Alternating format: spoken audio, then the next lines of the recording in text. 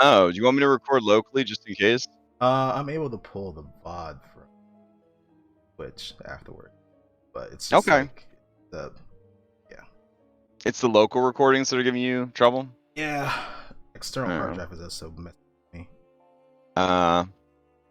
Yeah, I managed to fill up I think it was a 2 terabyte external with local recordings, and I was like, I probably just need to stop locally recording. Like, this doesn't make any sense. Anyways, all right, I will locally record this game just in case, and then All right, if you don't cool. need it, I'll just delete it afterwards.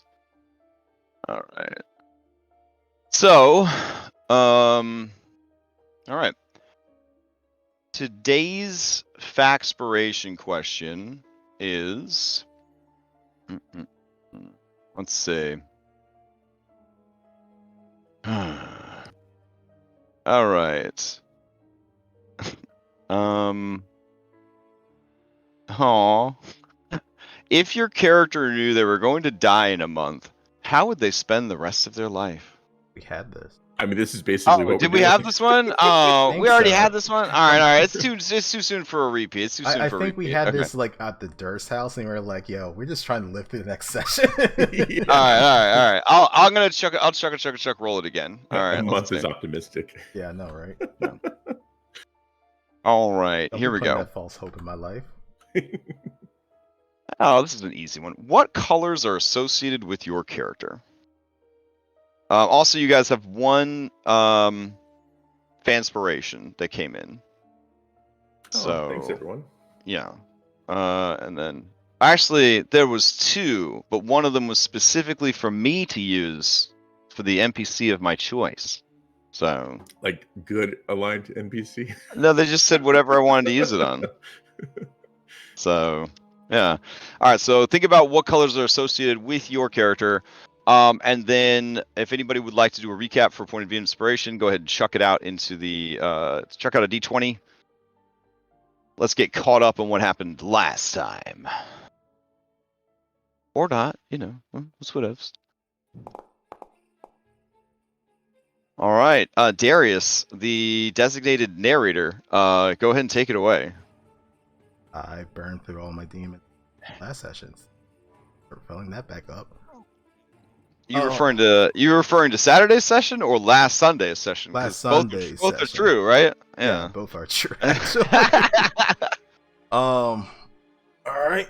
Well, last time on Curse of Strahd, we, well, for the most part, decided that we weren't gonna do a lot of anything, try and recover and rest, because it's been a very rough couple of days. I was stuck in bed, and Irina and decided to stay there alongside me.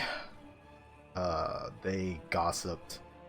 They got me into gossip, talking about pretty much the rest of the party members, but at least to give Irina a bit more context. Tiernan and Mackenzie went to the church. They went to go investigate and see if they could dig up on any materials Father Donovich had on vampires or other monsters in this region. I think eventually they stayed at the church and started fixing it up. I think they said something about wanting to turn into, I guess, our next rest location if we don't have anywhere to go after that. Reed and Anna went to go grab Ismark so they could come back and grab Matthew's body and burial alongside Jack. I think Eric went to the store. Came back and said that the prices there were pretty high, and Anna very much built fraud dude. Pretty much charging us for our hand and arm and all that. Too late. But I think they pretty much spent the rest of the day fixing up the church. When they came back, we just had a little for the next day. When that day came around, Ismark showed up, said that he was going to go to their pools chance if we come along with him. I don't know if we were fully healed up, but I guess we're healed enough to go. So we took him up on that offer. Grabbed the wagon that belonged to that barrel maker guy anymore, and all hitched up and along the roads. Came along to a bridge in the river. Irina wanted to make a pit stop in order to grab some more.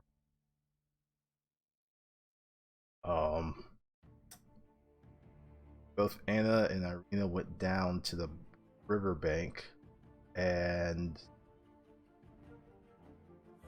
I don't know why I followed, quite honestly, but it's probably good that there was a dead body that was underneath the bridge, and it looked like this was a body that Gildrad had told Eric about.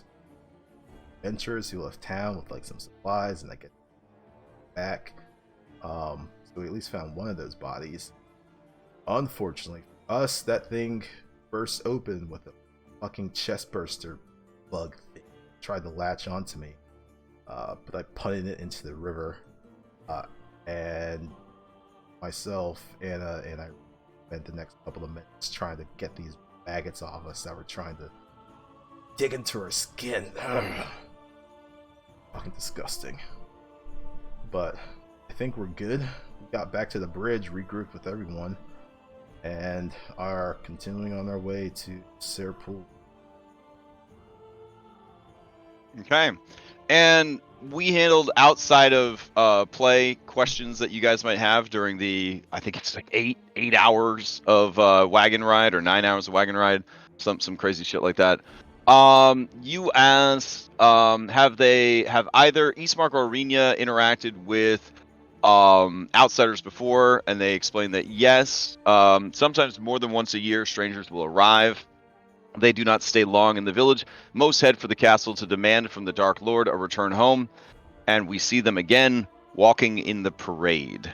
Oh, I think that question was more of like, did they actually interact with, like they have with us? But it sounds like they were just like, those people were just passing by and they just... Yeah, they just passed through. Yep. Okay. They've never... You're their first adventuring party. Wink. We're their first. Yeah. So let's see. Since Gibby through Reed asked, Mirabelle sort of glossed over. Reed would comment that a lot of Barovians seem to have poor opinion of Vistani, and ask if the siblings do as well. So you ask these racists if they're racist. Okay. If so, perhaps they should let us do most of the talking. All right. So, I Gibby, feel like this is that prefix is like, I'm not racist, but, and the next thing that comes out of their word is the most racist. So Gibby, passing back or flashback to you talking to Mirabelle. Mirabelle said, "People are jealous of the Vistani. We are free from all the things they are not. Free to travel the land safely and even through the mist if we like. But these boons come at a cost: allegiance to Strahd." The siblings, Eastmark grunts an affirmative in racist. And Irenia says, well, there's not a lot to like about them. You see that they're very sneaky, and they steal from people, and they bamboozle you, and they work with monsters, and they're servants of the devil, and there's just, I mean, there's some nice Vistani, I'm sure, like the sisters who own the tavern. And one of her best friends is Vistani. Oh no! I would never be friends with the Vistana. No. But like maybe I would be okay with sitting next to one at the crowded tavern with your hands in your pockets. Yeah. So it's very obvious that the Vistani are not appreciated by the other Barovians. There was a follow-up question I meant to ask. Is there any specific protocol in dealing with them? I mean, they love trinkets, and they I mean, not to go into the stereotype, they're very like thieves guild culture, right? Don't steal from each other, but the rest of the world is their oyster as far as they're concerned. Like, what if you wanted something, you shouldn't have let me take it, kind of thing. Like they do sort of have a very loose definition of ownership, and they don't like rules, right? It would Yeah. very very unlikely for any of them to believe in any sort of lawful alignment whatsoever. I mean, that makes sense for like a nomadic culture. Yeah. Yeah, but they do love trinkets and stories. They love trinkets and stories. All right, another question was from Anna. Since Berez is drastically different since Anna's time, what else has changed in Barovia? She would go over the major landmarks and maybe the changes. And so let's see. Argynvosholt was destroyed and disbanded before Anna's time, so it's very ancient. Berez still existed, but now it is a flooded ruin. The Abbey used to be a center for knowledge and religious medicine and study, but apparently it is now in a bit of a decline. And then I think those were the only. Oh, does Ismark and Arenian know when Strahd changed? In their lifetimes, which is only about 20 to 25 years, Strahd has been a recluse, never leaving his castle or making any public appearances. Some think maybe he died, kind of like, you know, the guy that runs North Korea. But no one really thinks that. But maybe it'd be nice. And apparently about 40 years ago, he just stopped leaving his castle, stopped having guests, stopped it all. His most loyal servant, a dusk elf named Rahadim, took over all his public appearances and works, sometimes assisted by one of the brides. Recently, about 8 years or so, a young man named Vasily von Holtz from Valakai began working for Strahd as well. Regarding the windmill, there are a few in Barovia Valley that are owned and worked by the locals, and a few in the farmlands outside of Valakai. The windmill that was owned by the Durst family is actually southeast of Valakai, by quite a distance. It's one of the furthest land holdings from Valakai. So if you're interested in the one that that your former employers owned, that's where that is located. And then let's see. Darius said, "Hey, Ismark, since I was laid up in bed yesterday, I don't know what happened. How did your pops take Father Donovich, Doru, missing villagers? He is heartbroken. The church and Father Donovich were two of the last decent things left in the village. No sooner had we found a solution to the plague than we lost the church and the priest. Now we have a vampire on the loose. The death rate is out of control. Too many people dying too quickly. It will be hard, maybe impossible to recover." And on that positive note, I think you guys stopped asking them questions. All right. Cool. So does anybody want to answer the factspiration question of what colors are associated with your character for a bardic inspo that will last the whole session? Can I answer this? Throw out a die if you're interested. I'll close it in a couple seconds. Anybody that's interested. A going once. A going twice. Wow, Eric, you've won the roll with a 2. I feel All like right. I'm being pitied. That's why. That's fine. Take your pity die. What are your colors? Dull green and Okay. I want to say bright red. Why did you choose those colors? Was it like your gut feeling, or is there like is there a more elaborate reason for it? More like gut feeling. Okay. You may ask the same question of any NPC you've met previously, though you are under no obligation to do so.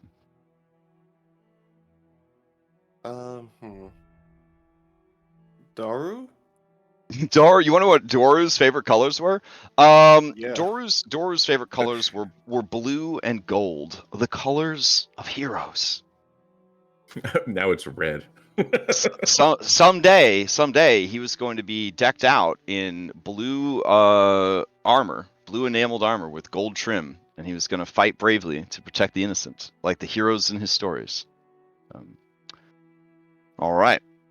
So sad tale, sad times. All right. I have a post-it note here that explains to me what the rolls were from your travel. So you still have 5 hours left of travel. And during that time, wagon kind of tumbles along. 2, 3. So about 2 hours out from your destination, Tiernan, with a passive 19 perception, you notice a glint off in the bushes to the side of the road. Do you ask everyone to stop, or do you keep going? It was the first interesting thing you've seen the entire wagon ride.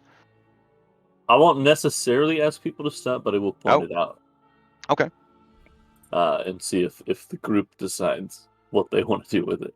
All right.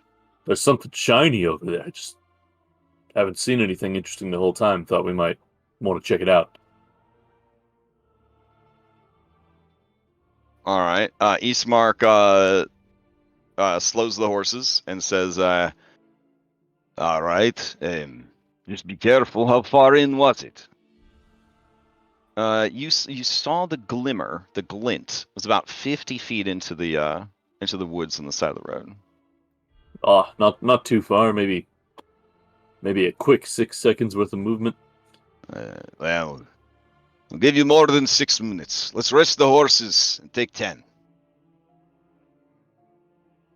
And it's a curiosity because no one owns a watch. How Eastmark is going to know when 10 minutes have passed, and there's no sun, so he's just gonna. It's Eastmark minutes. You have 10 Eastmark minutes, which is 2 minutes. Gotcha. Yeah. All right. Irene says, "Oh, thank goodness, I have to pee," and she rushes into the woods. Should you take someone with you, maybe? To watch me pee, you pervert! No, to make sure you stay safe. I think Wow. Darius gets off the wagon. Anna, go with her, please. Anna goes with Irene, yeah. Okay. Anna, I mean, do you need to pee? I mean, I'm not trying to be a weirdo, but, you know, I'm always curious if Dungeons & Dragons characters use the bathroom, because, like, I feel like it never really gets addressed, so. I think she would take the opportunity, yes. Yeah, all right. Good for you. Okay. The rest of you pee your pants. All right. So as you approach, she says, Tiernan, no, it's not decent. Just me, Irina. Oh, okay. I shouldn't have drank so much in the wagon. What do you think they're going to find when they check out whatever Tiernan saw? I hope it's not like bandits that were hiding and he saw the glint of their weapons. I don't think so. There's too many of us. All right, Tiernan. You saw it, but now you have to find it because, you know, you kept moving and it's a crowded woods. So how are you and your allies going to track down what you saw? Well, I'd go back along the road to. Let me. Saw it. This music is too intense for looking in the woods. There we go. It doesn't have to be. Yeah. No, I'll go back a little bit to where it was that I saw it and in the direction that I saw it, and then whoever's coming with me, I'll just sort of fan out and then walk that direction towards where it was. This is a very important safety question. Who is going with Tiernan into the woods?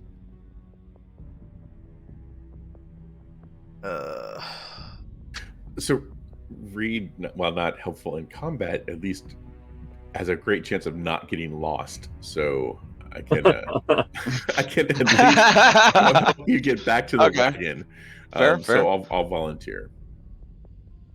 All right. Darius will watch from midway. I can where they're going.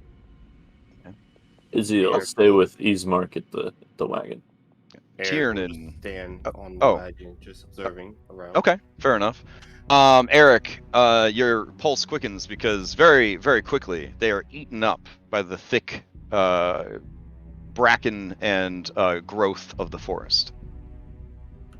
While Tiernan is looking down after something shiny, I am looking, like head on a swivel, looking around for things in the woods. So, Reed, you will give me a separate perception check. Tiernan, you could do perception, investigation, or survival to see if you could backtrack to what you saw.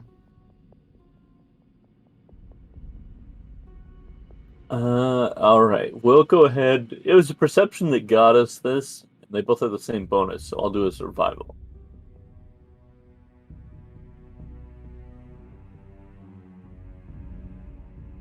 Okay. Reed, as you were head on a swivel, looking around.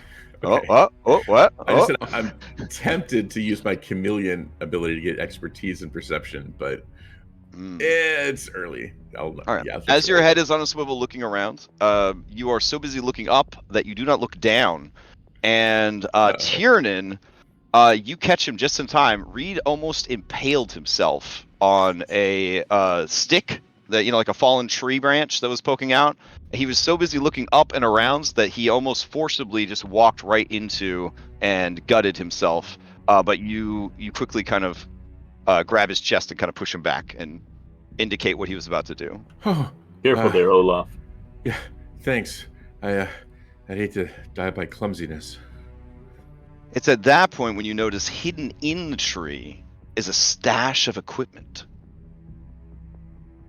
The Hell equipment, there is a short sword, a hand crossbow with a fine bolt case full of arrows, bolts.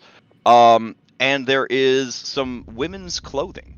It seems to be functional traveling clothing and leather armor for a hot goth girl to wear. Oh, Eric's going to be happy about the crossbow, at least.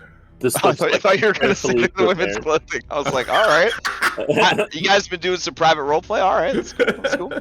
All right, so Does this Tiernan- look like a carefully prepared stash, or like? Oh yes, it looks like somebody very purposefully and neatly folded and left these clothes here and tried their best to hide the things. You realize that it is only because the short sword slid from the scabbard, and there's just a little bit of sun from the overcast sky, and that's where the glint came from. Does it look like this stuff has been here a while? With Tiernan's survival check, you think that it was stashed recently, and looking around, you do see that there are boot prints that match the boots that are stored with the clothing, but the footprints don't lead anywhere. It's like the person appeared, took off their clothes, and vanished. So Meta could be some sort of shapeshifter. Reed doesn't know that. I hate to think that we're taking something from someone that may need it and come back. But I know we could really use this crossbow. How much does a hand crossbow normally go for? We can always It's leave. very expensive. Yeah, they're pricey. They are pricey. I mean, we could we'll leave write a little we'll bit write of a IOU and we'll sign it Reed. Oh yeah. That was in character. Oh, it was a hand crossbow that was there? Yeah. Yeah. Oh, shit. Yep, we had a full set of bolts and And leather armor. as you I'm assuming you start to unfold the clothes and look at them. Yeah, probably so. All right. As you do, you hear behind you, a raven, and it caws at you.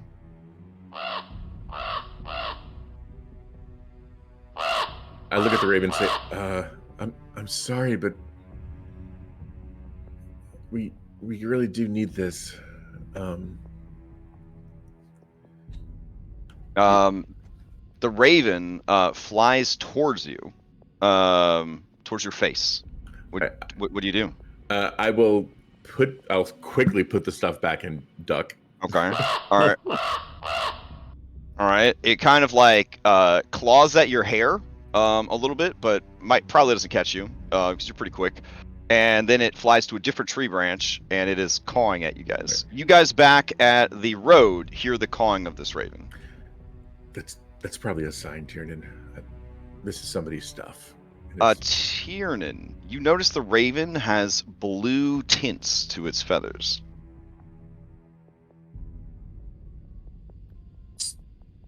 This is very strange. I wonder if are ravens normally bluish here? Like, look at where the sun reflects off its feathers. They're kind of blue, right? I mean, a lot of birds have iridescent feathers. Like even pigeons have iridescent feathers. This isn't. Trust me, this isn't normal raven. Look. Okay, well then we definitely shouldn't piss it off. Unless the Dark Lord. He is the land. He is ancient. has blue ravens in his employ, in which case maybe we Oh. should piss it off. Nice A- Raven. Very as you sorry. as you say all that, the raven goes. I'm sorry, we don't speak Raven, but Can we we are do- can we putting do- everything back. Can we do 2 caws for I serve Strahd, 1 caw for I don't like Strahd? It calls once. Caw! Ah, Good. That's a different pitch. Yeah. Hey, listen. As long as you don't lecture me that ravens don't actually caw, I'll be fine. Oh, God. It's all All right, good. Because so they I don't actually caw, but I will neatly fold the traveling clothes, put them back where I found them, put the short sword back in the scabbard, and say, Tiernan, I think this is just something we walk away from, and don't mention it to Eric. yeah. I mean, I could try to make real raven sounds, but it's gonna sound it's gonna be really gross. So I'll look up at the raven and I'll just sort of nod at it and be like, nice to meet you. We're the Walking Dead, I guess, is what we're going by now. Maybe we'll meet again later. it lets out a gurgling craw at you, as if in affirmation. All That was a much more accurate raven sound. Thank you. Thank you. Yeah. All right. Well, safe travels, Raven. Let's get back. Do I need to use my ability, or do we kind of know the way back? No, you guys should be fine. Okay. But yeah, you're using your ability. So. Oh, okay. Okay. Let me mark that. All right. So you head back towards the wagon, and the raven seems to be following you guys, hopping from tree to tree, essentially. What happened? We made a friend. You found him. And you guys look up to the branches, and you see there is a raven. It looks like the tips of all of its wings have sort of an iridescent blue to them. Irina, is this a good omen? Oh, yes. Ravens are said to usher the souls of the dead to the afterlife. To kill one is incredible bad luck. This one seems very smart. No, they're all super smart. Eric will take a picture of the raven with his camera. Okay. As you aim the camera at it, it seems to panic and take flight. Wait, no. It's a picture. It wasn't gonna hurt. I don't think they know what pictures. Eastmark says, "Did you find what you were looking for?" Before Tyrion can answer, I'm like, it was nothing. No worries. Everyone got to take a break, use the restroom. We have 2 more hours to go, give or take.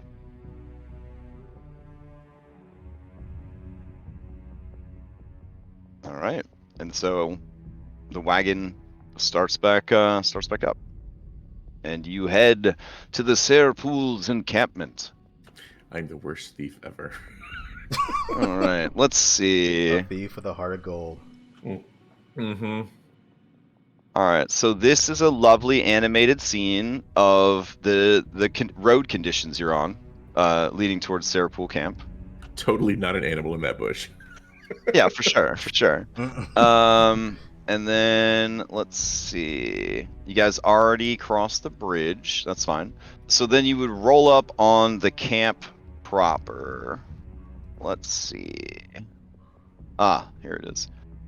All right, so here's a lovely animated scene of the camp, and let me go grab some musics for this. I was like, yeah, we got music. All right, And wine. music and wine. I'm gonna continue marveling at these 3D renders. Mm-hmm. All right. I like just the modern guitar. That's my favorite. It's acoustic, at least. Hey, I mean, they travel. They travel. You haven't Okay, heard of the look at famous those Gypsy snowflakes. Les Paul? Yeah. Let's see. Which one do we need? Ah, okay. Someone has a lovely Spotify list. Let me see if there's any nugs on here. They're all short. Okay, I'll grab something from my own list.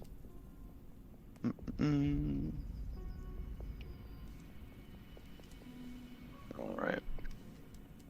Suddenly it's the Barovian version of Stairway to Heaven. I mean, Bardcore with Bardcore, all things are possible. Yeah. All right. The waiting music while people like arrived at the wedding, but before the ceremony started was a Bardcore playlist. Beautiful. It was great. Beautiful. All right. So, ooh, they're really hitting them high notes. I'm gonna lower it a little bit. All right. So you guys arrive at the Sarapool camp. I will put you on the battle map. Not so that you could murder all the Vistani, but because you get a better sense of the size and the scope and the layout. And I'm a simple man, Crash. I see a battle map. I kill people. No. We're gonna turn into one of those Reddit groups. Not to feed into the rampant racism, but Reed's gonna mention before we get off the wagon. Everyone, just in case, watch your belongings. Irenia says this guy gets it. It's like, oh god, no, I'm just, oh. He's saying it as a cultural awareness sort of thing. You're saying it as an I'm a racist sort of thing. No, that is not how it is. You'll find out real fast, Mister. I like to watch women go pee in the woods. All right.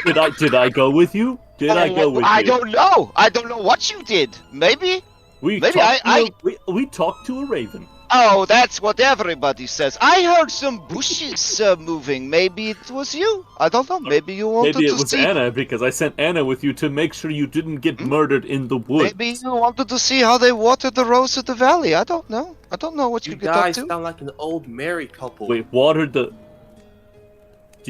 Who's the rose? What's the...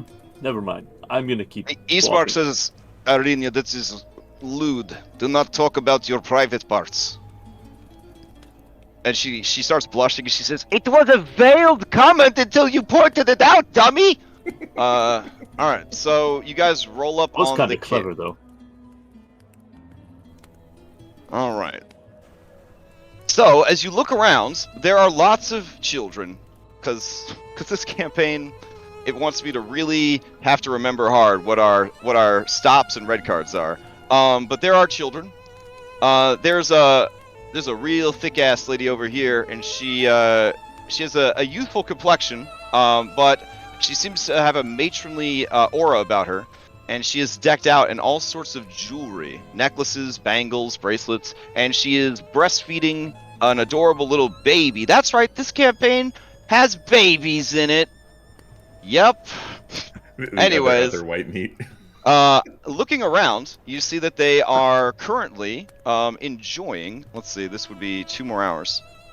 So they are enjoying a late afternoon meal around the campfire, playing music and telling stories. Oh, Anna, what are you doing all the way over there?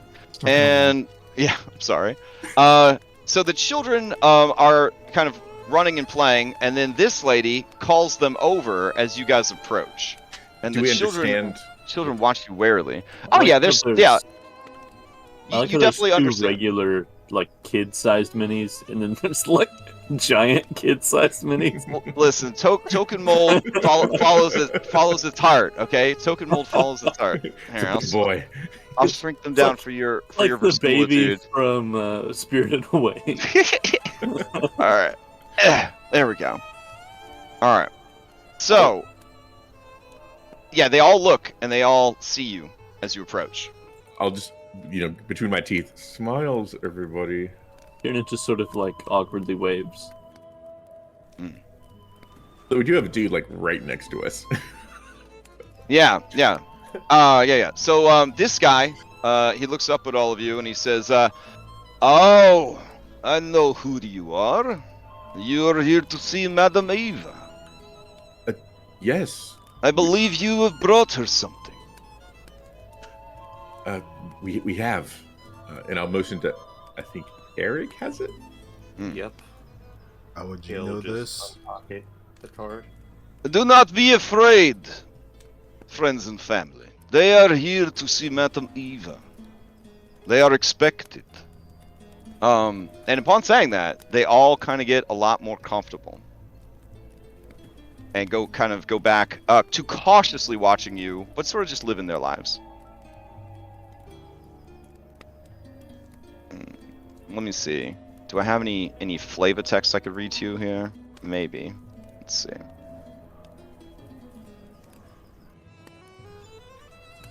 All right.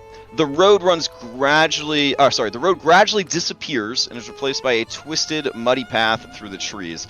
Deep ruts in the earth are evidence of the comings and goings of wagons. The canopy of mist and branches suddenly gives way to black clouds boiling far above. There is a clearing here, next to a river that widens to form a small lake several hundred feet across. 5 colorful round tents, each 10 feet in diameter, are pitched outside a ring of 4 barrel-top wagons. A much larger tent stands near the shore of the lake. It is sagging and lit from within. Near this tent, 8 unbridled horses drink from the river. The mournful strains of an accordion clash with the singing of several brightly clad figures around a bonfire. A footpath continues beyond this encampment, meandering north between the river and the forest edge. So, that's your flavor text. All right, take it away, guys. Sir, if it's not too much trouble, my companions and I warm ourselves by the fire. You're welcome at the fire, of course, Come.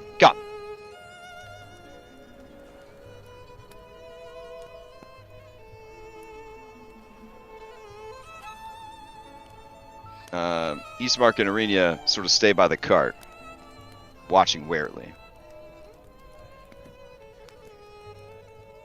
And then start to head in.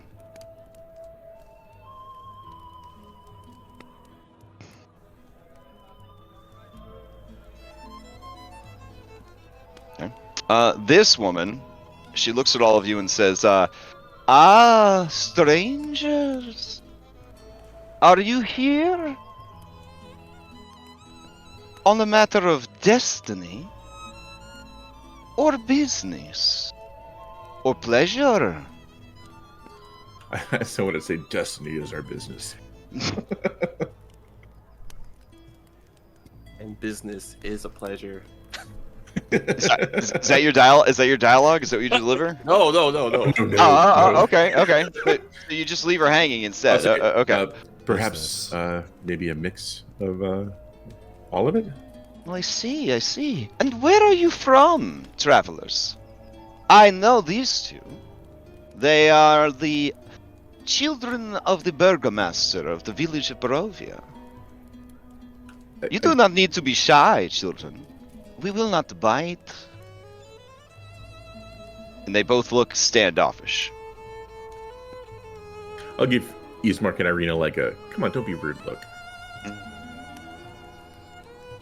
Right. They give you a, have fun getting robbed look. I guess you would say we're outsiders. Well, that is obvious. Where are you from?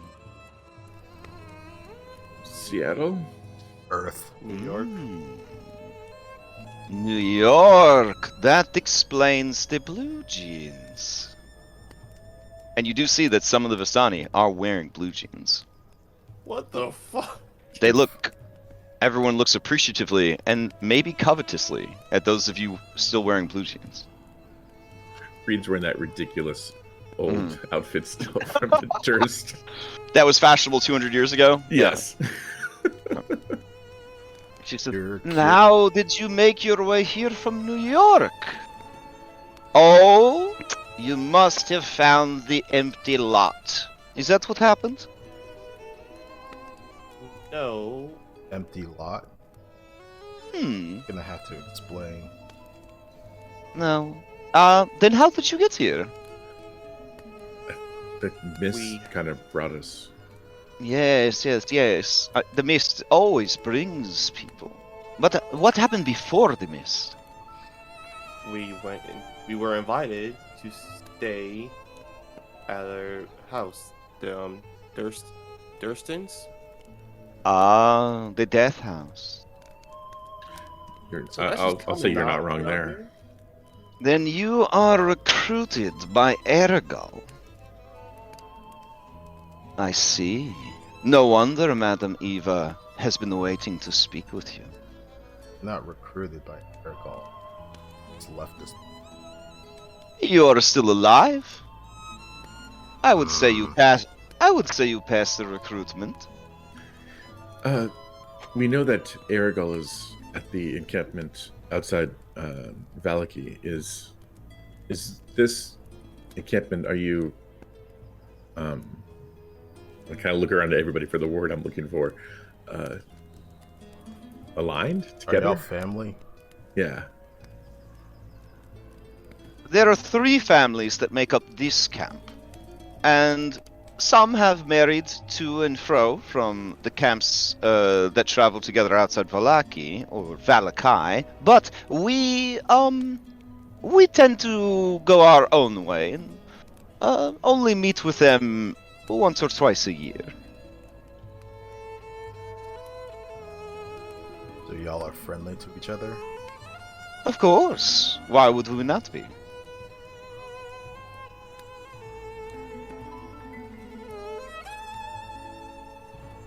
This one of these 2 old dudes. Hold on.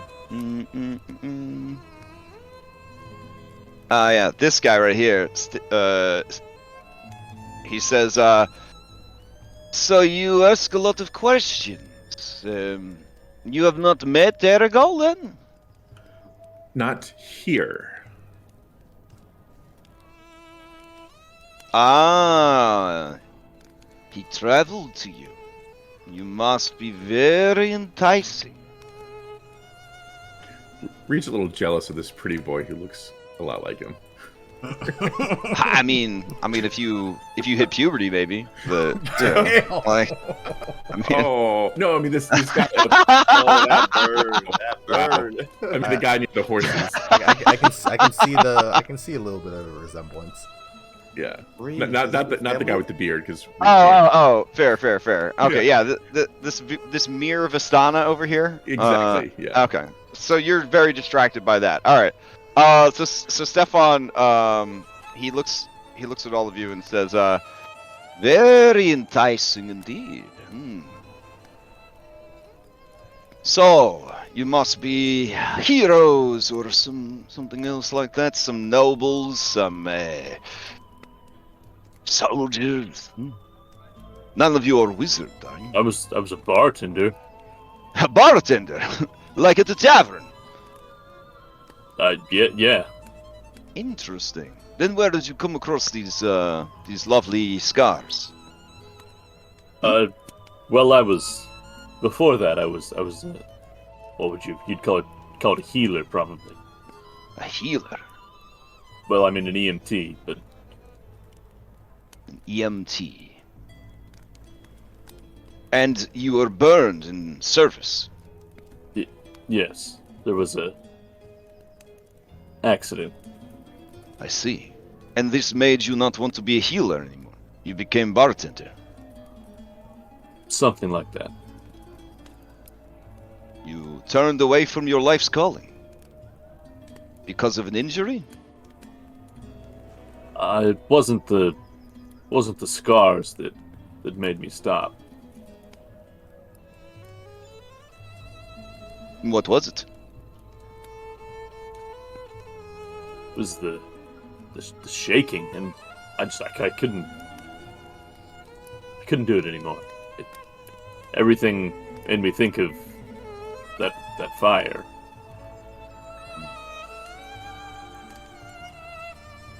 You will find your courage. I have no doubt. I can see it is already there, prowling behind your eyes like a hunting cat.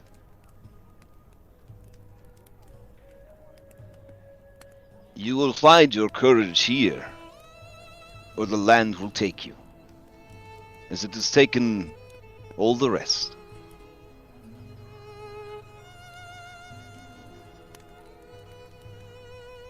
And then this woman over here says, Stefan, do not be so heavy.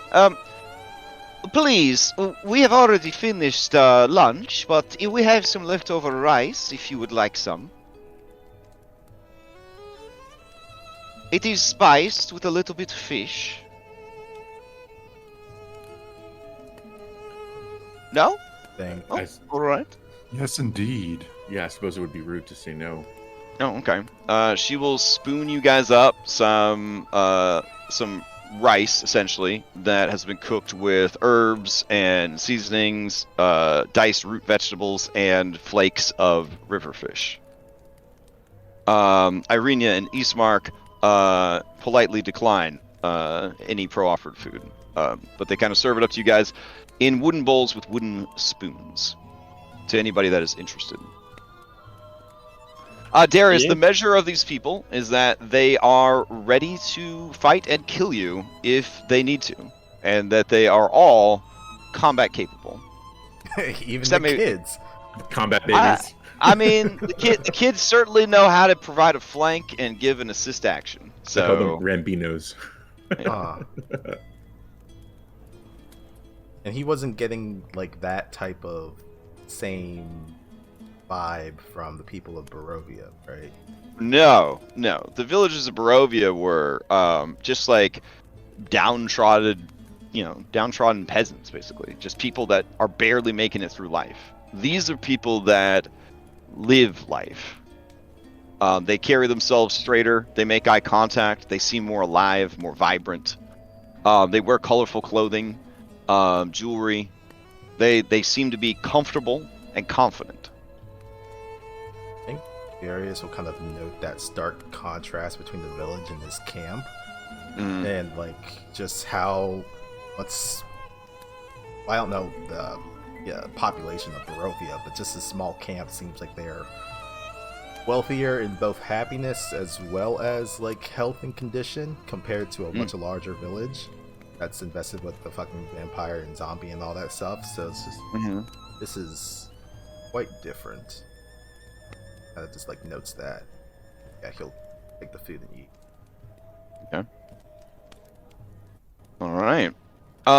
When you finish while you're eating, this guy right here, Stefan, he will continue to ask questions of you guys. He wants to know where you're from, what profession you practice, how you are enjoying your stay in Barovia. Does anyone want to field any of these questions? I'll open up and tell him that I'm basically a minstrel. A minstrel? Ah! Gregory, do you hear this? And all of the Vistani get excited. And they all begin to clap, like, very loudly and excitedly in rhythm. And then they all kind of, go, ha! And then they kind of, like, jazz hands at you. And then Eliza, she says, please, will you give us some demonstration? Perhaps a monologue or story from your training? We are all thespians and love to see performance. Yeah, sure. So Reed stands up and, tries to, get, suitably lit by the fire so it's dramatic with the smoke and everything. And you see that people begin to come over from all over the camp to watch. So this is a story near and dear to our hearts. There were a group of individuals, all from different walks of life, strangers, unknown to one another, who, through a twist of fate, were brought together. Imagine a land far away, full of green and perpetual rain, with a tall mountain in the backdrop. In these mountains, there was something that brought them together. And these people all met at a beautiful mansion. But Oh, you're telling them this. Yeah. You're, So, okay. the All right. death house, Go basically. go ahead and give me a performance check because we only have a 3-hour session and I already Yeah, played. I already yeah, played. we- I already we played know that what's up. content. Yeah, I'm mashing the button right now to get through your story. So just give me a performance check. You're holding All right. down A to skip cutscene. Yeah, Okay. exactly. I mean, everybody assembled, including your own allies. This is a pretty.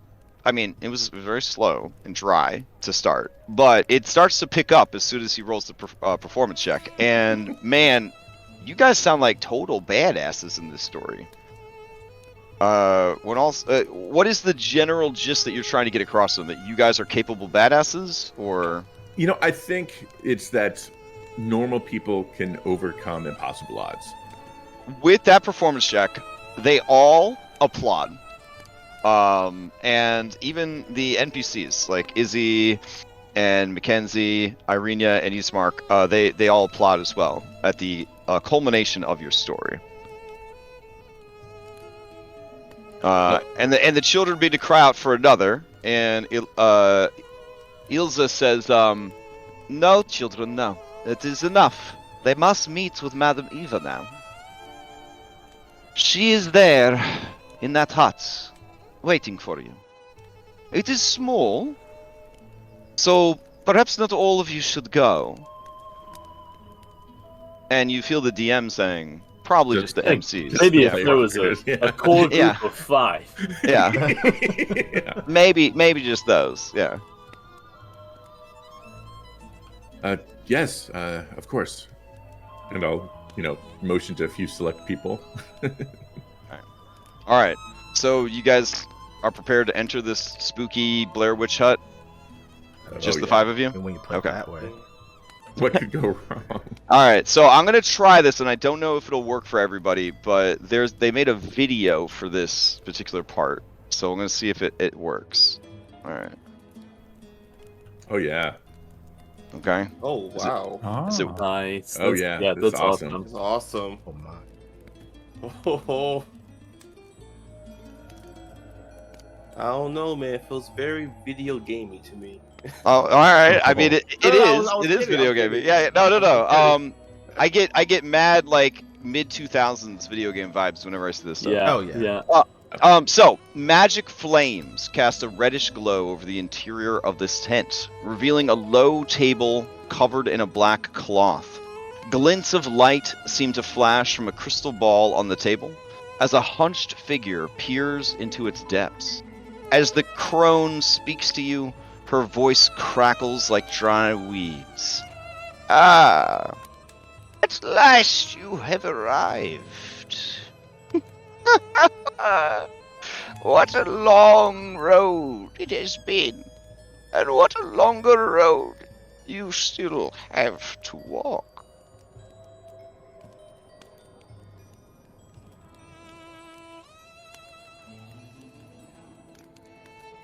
All right. So you guys see the table? Yep. All right. Mhm. So this lady's been waiting for you. And let's see. I believe Madame Eva has her own soundtrack. Let me go grab it real quick. She's got some nice bling. Oh, they all are very well to do. The Vistani. Once again, I'm just amazed by the sheer support this campaign has. Oh, absolutely. All right. Mm-mm.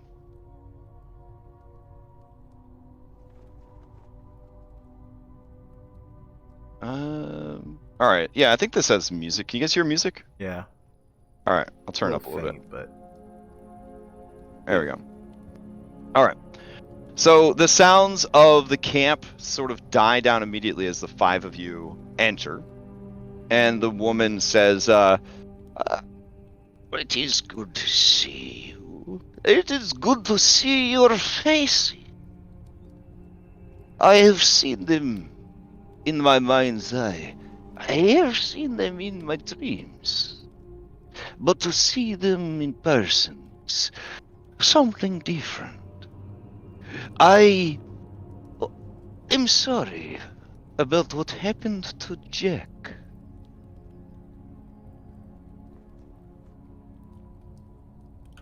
Yes, the loss affects us still. Sacrifice sometimes need to be made.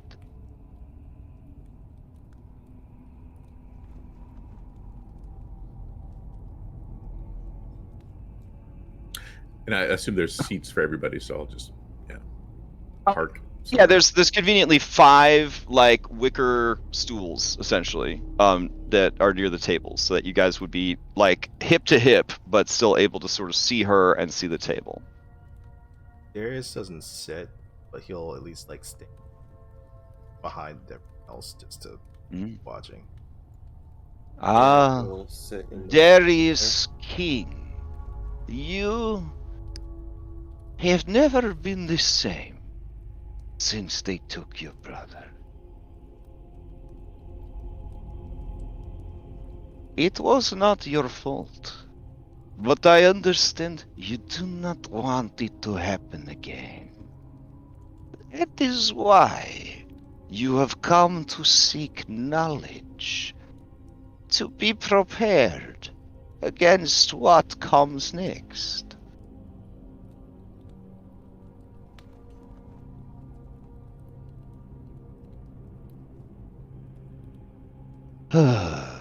You should see it. You carry a great burden. Here, why not sit next to Eric? He has an empty place at his side now, doesn't he? You were given a great responsibility. Someone's greatest treasure. But you were not careful.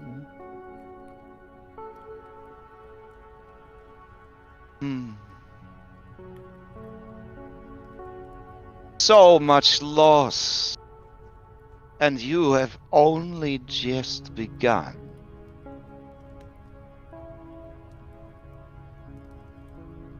Now, Anna, Reed, Tiernan, gather around. We must discuss your path. The one you must walk.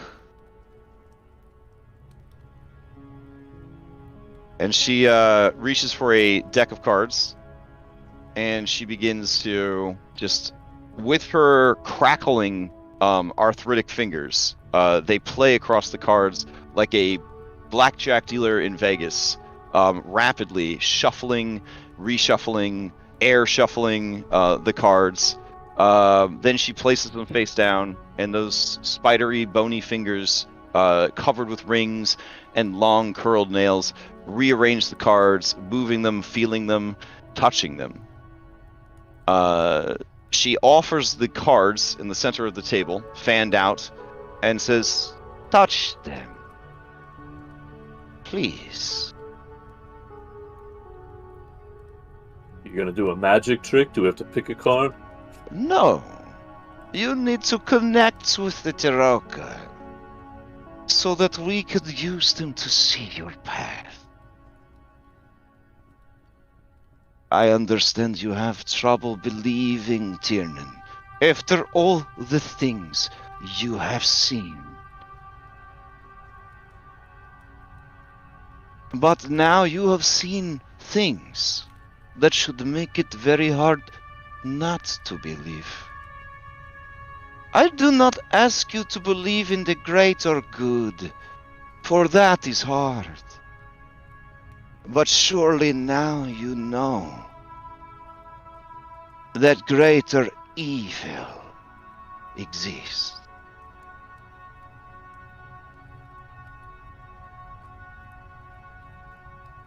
My whole frame of reference is off now. Vampires didn't used to be real, but now they are, and I don't know, is fortune-telling real? Is it? Touch the card, please. And kind of before that happened, Darius will kind of look at Eric. Just say, card. Eric will pull out the tarokka card, Then he pulled off from Donovich's corpse and slided across the table towards her. Mm. Thank you. Your fate would have been incomplete without it. And with nimbleness, the card disappears into the moving, fanned pile that sort of just shifts and gyrates on the table. How did your card get there? The father took the card, likely as a talisman, hopeful that there could be some source of magic from it to replace the magic he lost.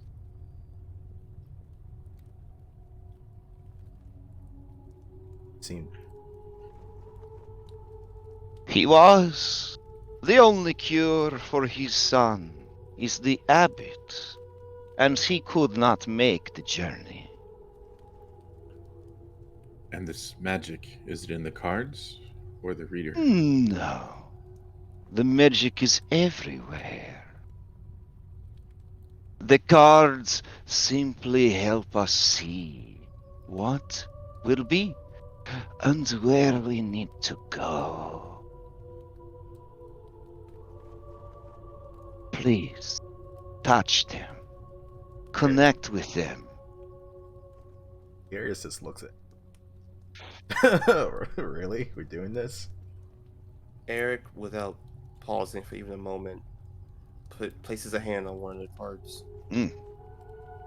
She says, this one is a believer. This one knows much. Her old sort of blind cataract over eyes sort of sweep all of you and none of you. Reed will reach out and touch a card as well. Okay. Anna will. You need us each to touch one. Well, He nods to you. Tiernan will reach out also. Okay. Alright, well, knowing that Tiernan's usually the most skeptical of all of us, Darius will then reach out and touch one. Okay. Do you instinctively reach out with your missing hand or with your functional hand? I'll roll a d2. Okay. One will be left, two is Okay. left. Mm-hmm. And then realizes it's not there, pull it back, touches it with the right. Okay. As you do, she spins all of the cards, fanning them and unfanning them, messy shuffle, quickly gathers them up into a deck, shuffles them again, and then says, now we see. Where will you go? What will you do? Who will you meet? What is your fate? Know that the path I lay before you leads to one place. Castle Ravenloft. And one man. Strahd von Zarvik. Your destinies have been bound to him. You were chosen and must face him. This path will give you the best chance of survival. And she begins to lay out 5 cards. Okay. So, boop, boop, boop, boop, boop. Can you guys see the cards? They're face down. Yeah. Yep. Okay. All right. She says these 5 cards represent wisdom, courage, strength, alliance, and confrontation.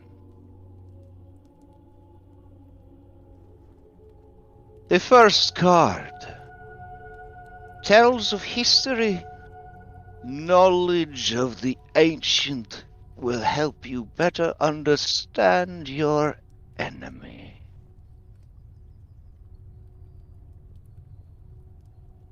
Ah, the priest. You will find what you seek in the castle, amid the ruins of a place of supplication.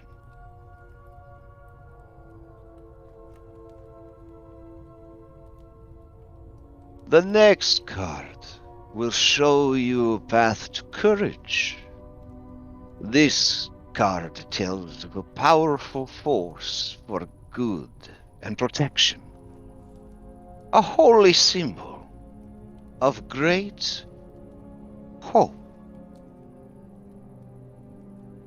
And she flips it over. And she says, the druid. An evil tree grows atop a hill of grey, where the ancient dead sleep. The ravens can help you find it. Look for treasure there to grant you the courage to face the Dark Lord. The third card speaks of strength. It is a card of power. It tells of a weapon of vengeance, a sword of sunlight. And she goes to flip it over, and let's see.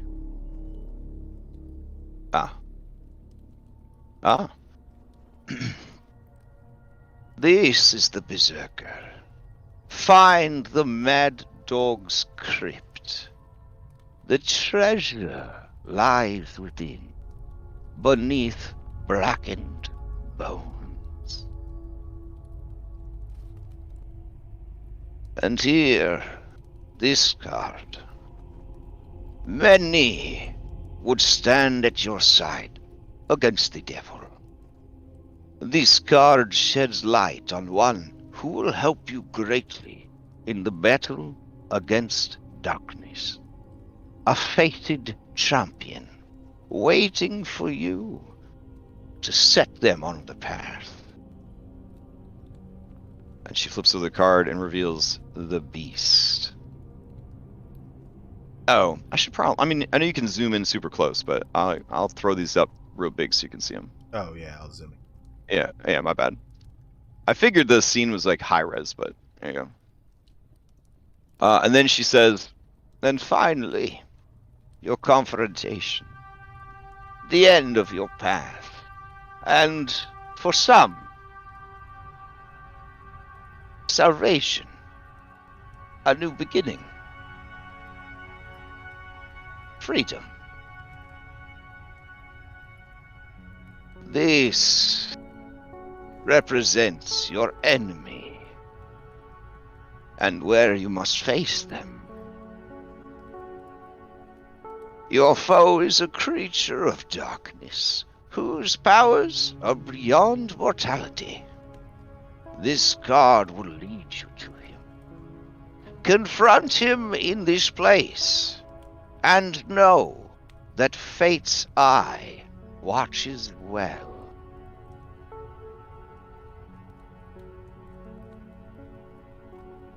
The donjon. He lurks in the hall of bone, in the dark pits of his castle.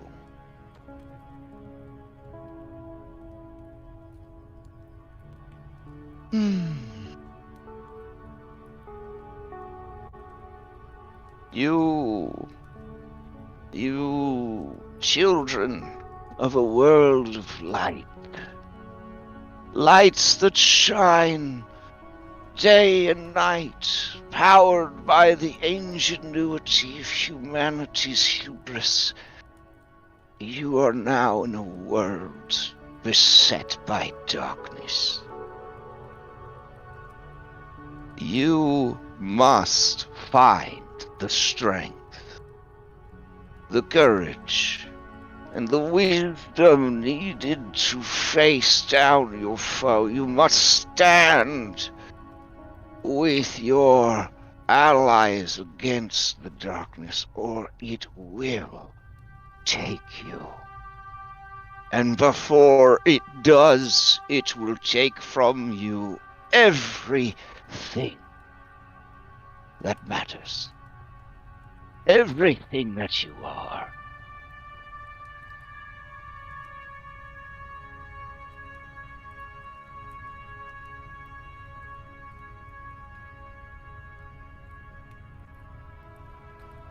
I wish that I could say more. But you must walk this path and find your own answers. To do more than guide you would interfere.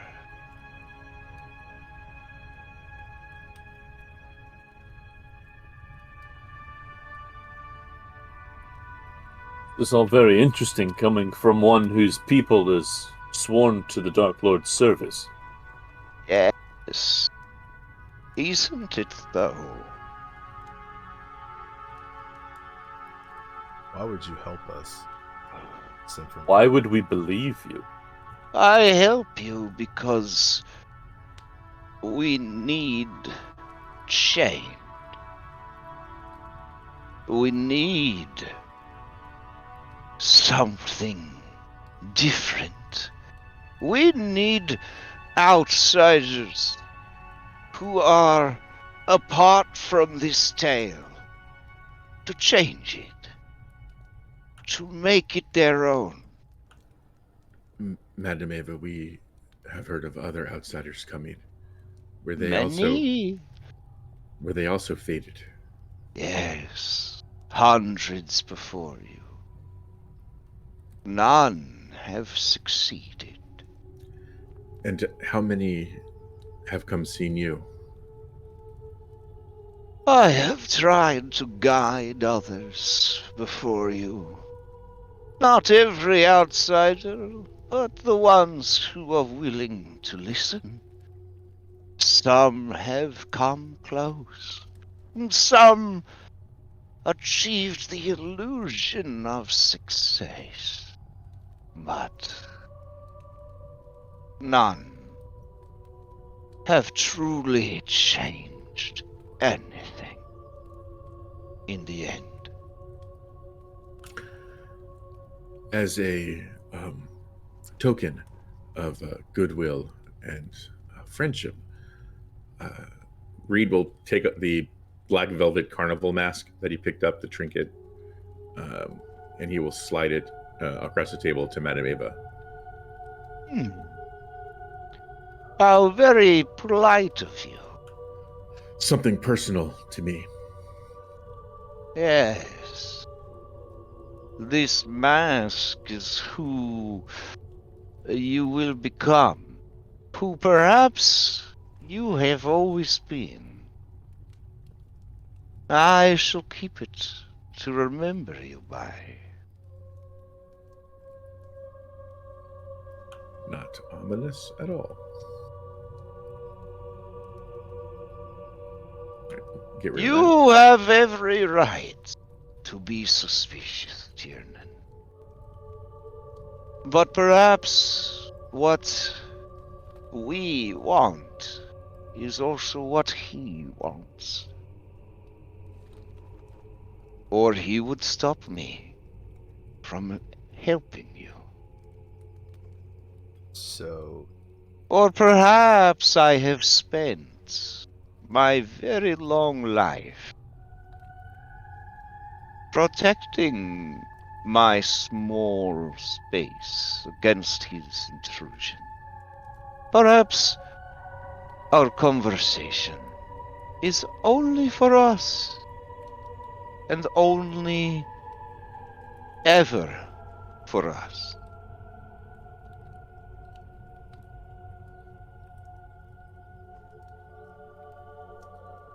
And you do realize that you cannot hear anything outside the tent.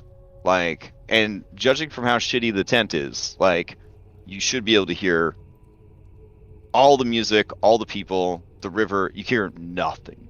It's like you're in a just a soundproof room.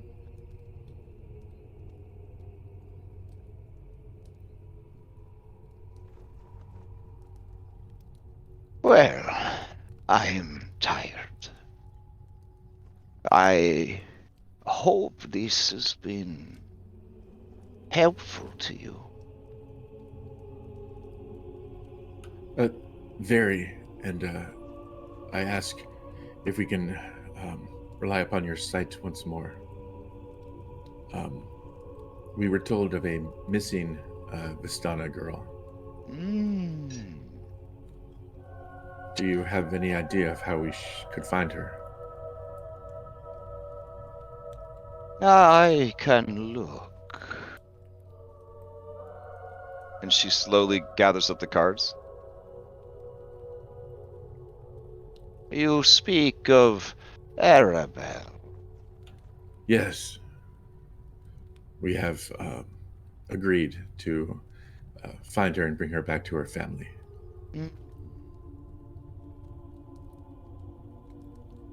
Take heart and know she still lives. She is closer to her father than he would suspect. You must seek out the king's water. And hurry. There is not much time left. Should you succeed, Aragal will be in your debt. A good person to have indebted.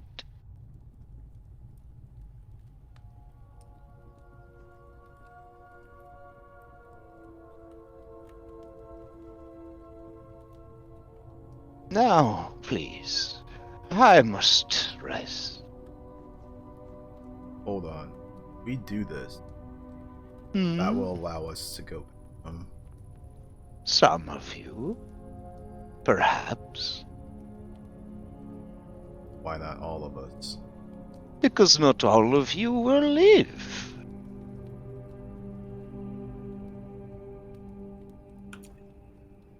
Because not all of you will be you at the end of all this.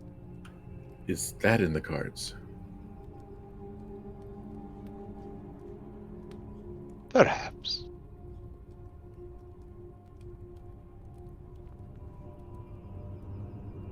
I have said all that I can. To say more would risk ruining everything. You must walk the path on your own. In whatever way you see fit. Be it heroes or villains, saviors or monsters. It makes no difference in the end. As long as you walk your path.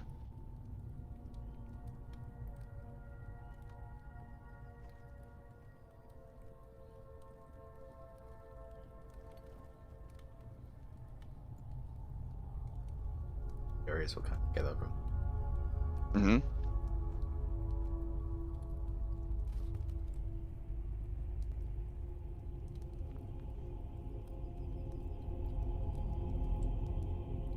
We'll just kind of just look back at the deck of cards that he was shuffling. Okay. Does anybody else follow? Anna follows. Okay.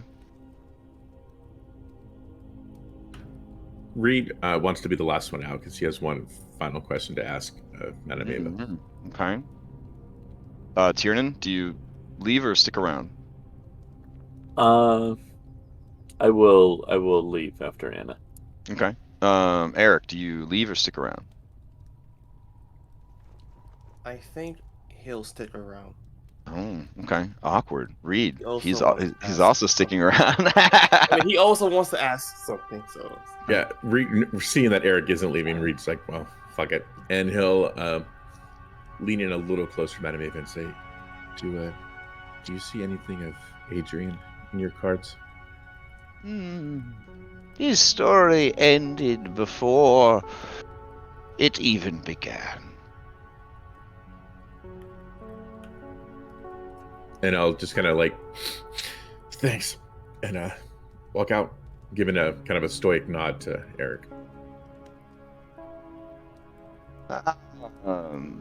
The boy touched by shadows.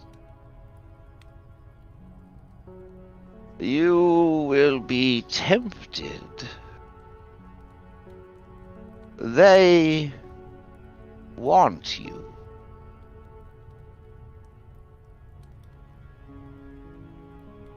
It will be hard to defy them. You mentioned they. Who exactly? Is it the Dark Lord of the Lands? Oh, something older than that. Something darker than that. But they have your scent, and they will come for you. I hope you make the right choice.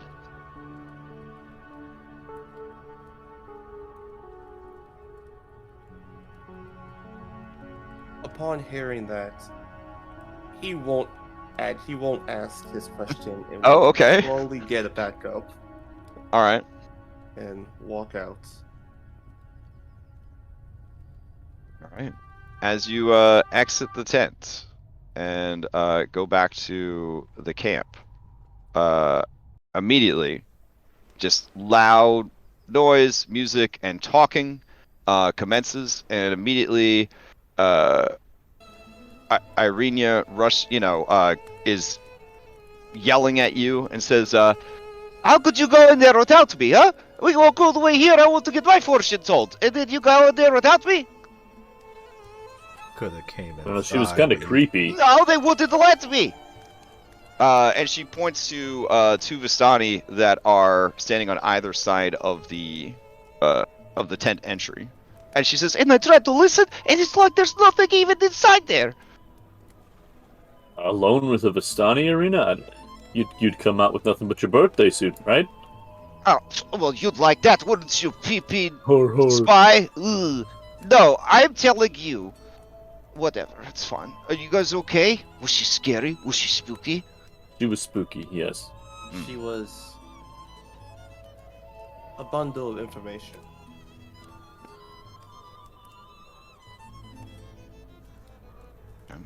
Eastmark says, "Well, you were in there for a long time. Did you find the answers that you need?" Some. Mostly just more questions. A little bit of direction, perhaps. But... Guidance. We found guidance. Oh, well, that is good then. It was worth the trip. Yes. I think Well-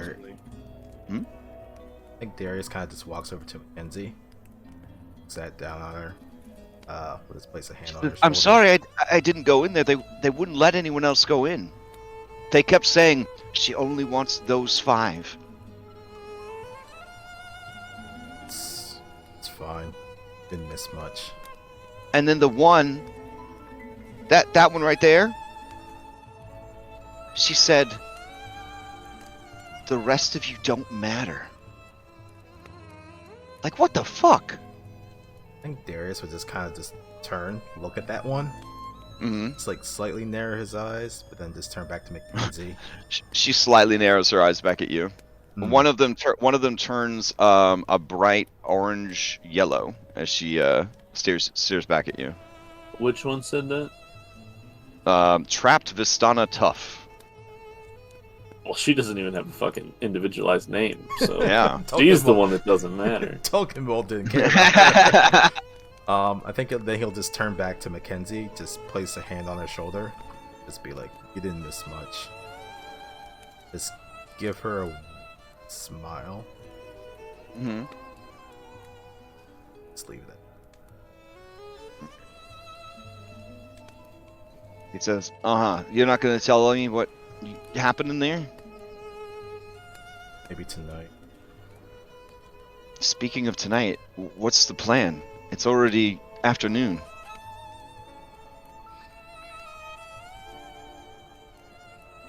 Guess we may as well sleep here, because night is dangerous, isn't it, Ismark?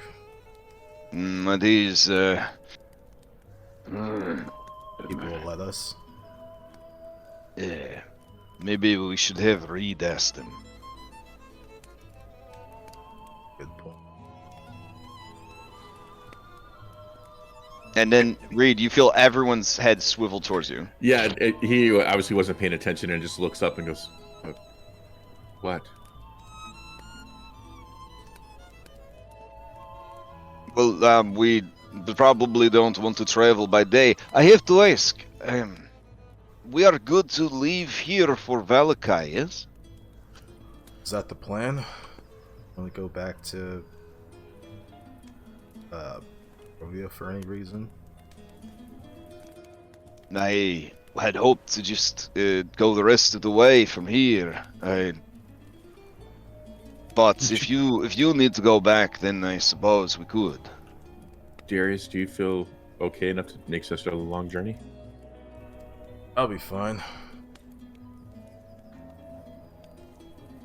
I think just a night's rest should be. Okay. And does the old guy we spoke to earlier, does he seem like the kind of the leader? Absent Madame Eva, of course. That's a great question. They seem to look up to this lady over here, who is very quiet, the most. Okay. I'll go up to her, and if it seems like she's not predisposed, kind of make it look like I'm obviously wanting to talk to her.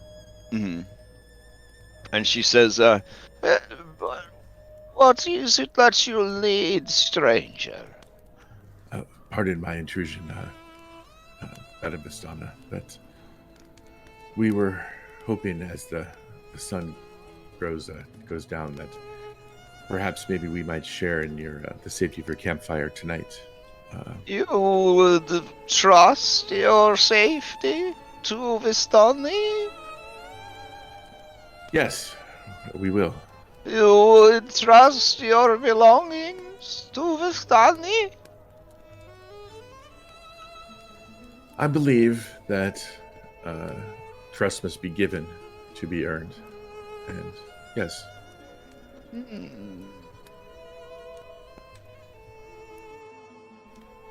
I don't see any harm in it as long as you behave yourselves. Yes, maybe we can share some more stories and music. Perhaps. That would be lovely. Do you have any contributions to the dinner? I'll look at. Well, we do have a cook in our midst. No. Perhaps they could make us some New York pizza. I'll see what is in the realm of the It feasible. has been a long time since I had the New York pizza. I used to get it every now and then with my husband. Oh, but Varys died many years ago. Yes, the loss of a loved one often. No, Sticks it with was for the best. He was a real asshole. Oh, well, But the then, pizza was good. well, you seem to be doing well for yourself. I am.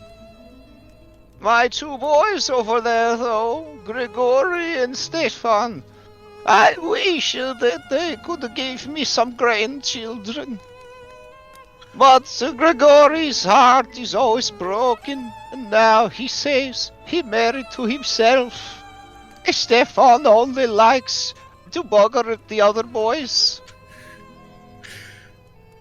Which is fine, but just put it in the lady one time for a grandkid, for Ursula. I don't think that's how that works. Maybe, maybe things will look up and change. You know, things, are sometimes fluid. I told them maybe they could adopt an orphan. There is an orphanage now in Valakai. Oh, There are many children, some with souls, that need someone to love them. We could teach them to be Vistani. and there does seem to be several children here. Oh, yes, they are very sweet. But I feel like maybe a little baby or child would help Stefan and Gregory grow up a bit. All they want to do is theater. Could you imagine a grown man who only cares about acting? And Reed's face just flushes. That's an embarrassment. It can be a very honorable profession. It brings joy. You give your mother grandchildren, perhaps? How many children do you have? Surely with this jawline, you have many babies all over New York. Speaking of New York, I should talk to our chef about that pizza. Oh, that would be lovely. Thank you. Mm-hmm. I'll just really just awkwardly distance myself. Oh, wait, sir, wait. And you see a quest bubble appear above her head. And she says, Could you maybe talk some sense into Stefan? Tell him there's more to life than chasing hot boys, buggering them, and doing theater. Teach him to be more like you. A traditional man who understands family values. But wouldn't it be best if Stefan follows his heart? As long as it leads to grandchildren. I will talk to your. Oh, thank you. And I'll just shake my head subtly as I talk to Eric first. As you walk by Stefan, he gives you the look, a little bit of a smolder. Hey. It's you, the blue steel. Yep. I'll give a polite smile back. I'm not promising anything, but I'm not shutting the door. Kind of smile. Eric, how do you feel about maybe cooking tonight? Did you volunteer me to cook? I mean, I may have maybe mentioned, and the woman over there who has graciously opened the camp up to us for tonight said that she missed New York pizza, and if there was anything you could do, and I'll just clap him on the back and say good luck. He'll open his mouth to put a finger up, then slowly pulls it back down. As you say pizza, this child says, Did that man say pizza? and all of the little children begin to chant, Pizza! Pizza! Pizza! and then they all start to clap, and then the adults start to clap, and everyone starts to chant pizza. Ah, damn it! Read, you fucker! All right. Whose hair is proficient in cooking utensils? At this Arena. point, it would be well known that Anna's the cook. Yeah. Okay, Arena God, says, Eric. Anna, do you know what the pizza is? I think we have to make a pizza or they're going to kill us. Does Anna know what pizza is? No. Okay, I have an idea. I mean, can Darius use has been my- overhearing this. Like, he Wait, can tell you Eric what a pizza knows is. what the pizza. I can use my ability. I'll use my chameleon. Whoa, ability. wait, Eric. In America from the year 2022, you know what a pizza is? What kind of fucking flex is this? Give me a history. No, of course, it's fine. Say what? All right. I mean, that can give you a whole bunch of discussion. Whether this is Chicago, this is New York, this is... Hey, I know New York, okay? Okay, Maybe a so little bit of- what is this pizza? It's Walk us through it. And Eastmark, who knows how to cook, Irinia does not. He seems to be listening intently. It's a flatbread with tomato sauce, cheese, sometimes. That and sounds seasoning. Don't sounds forget pretty seasoning. easy to do. What sort of seasoning we putting on this thing? Like oregano, basil, Herbs. garlic. Yeah. Herbs. All right. A little Mhm. black pepper. If you want to. All right. And if we learn anything from Monster Squad, it's that Dracula does not like garlic on his pizza. So we put garlic on the pizza, or? I mean, if you like garlic on your pizza, or I mean- pineapples. I mean, looking around. Darius you- just looks at you when you said pineapple. Oh, come on! Everyone like really? Looking around, you do see that hanging from all of the wagons are strands of garlic. And now that you think about it, all of the buildings you bidded in Barovia have just sort of had, strands of garlic, like braids of garlic, just like Yeah. hanging. Yeah. Right, so we have garlic. I assume since there's so many mills around, there has to be flour somewhere, right? Yeah. We also have to discuss the style of pizza we want it. Do you want it round, square? I mean, they keep talking about New York. That's circle. Wait, how could you Whoa, make whoa, whoa. how could you make cheesy bread so many different ways? Why would you put tomatoes on it? Seems like you're just ruining it. No, you'll like it better. Trust us. Yes. Mm.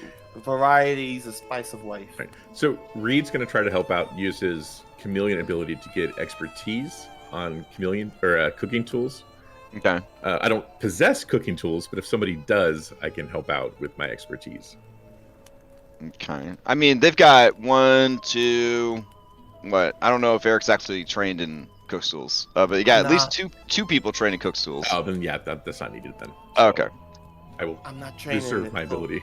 All right, so you talk Eastmark and Anna through what you think it means to make a New York style pizza.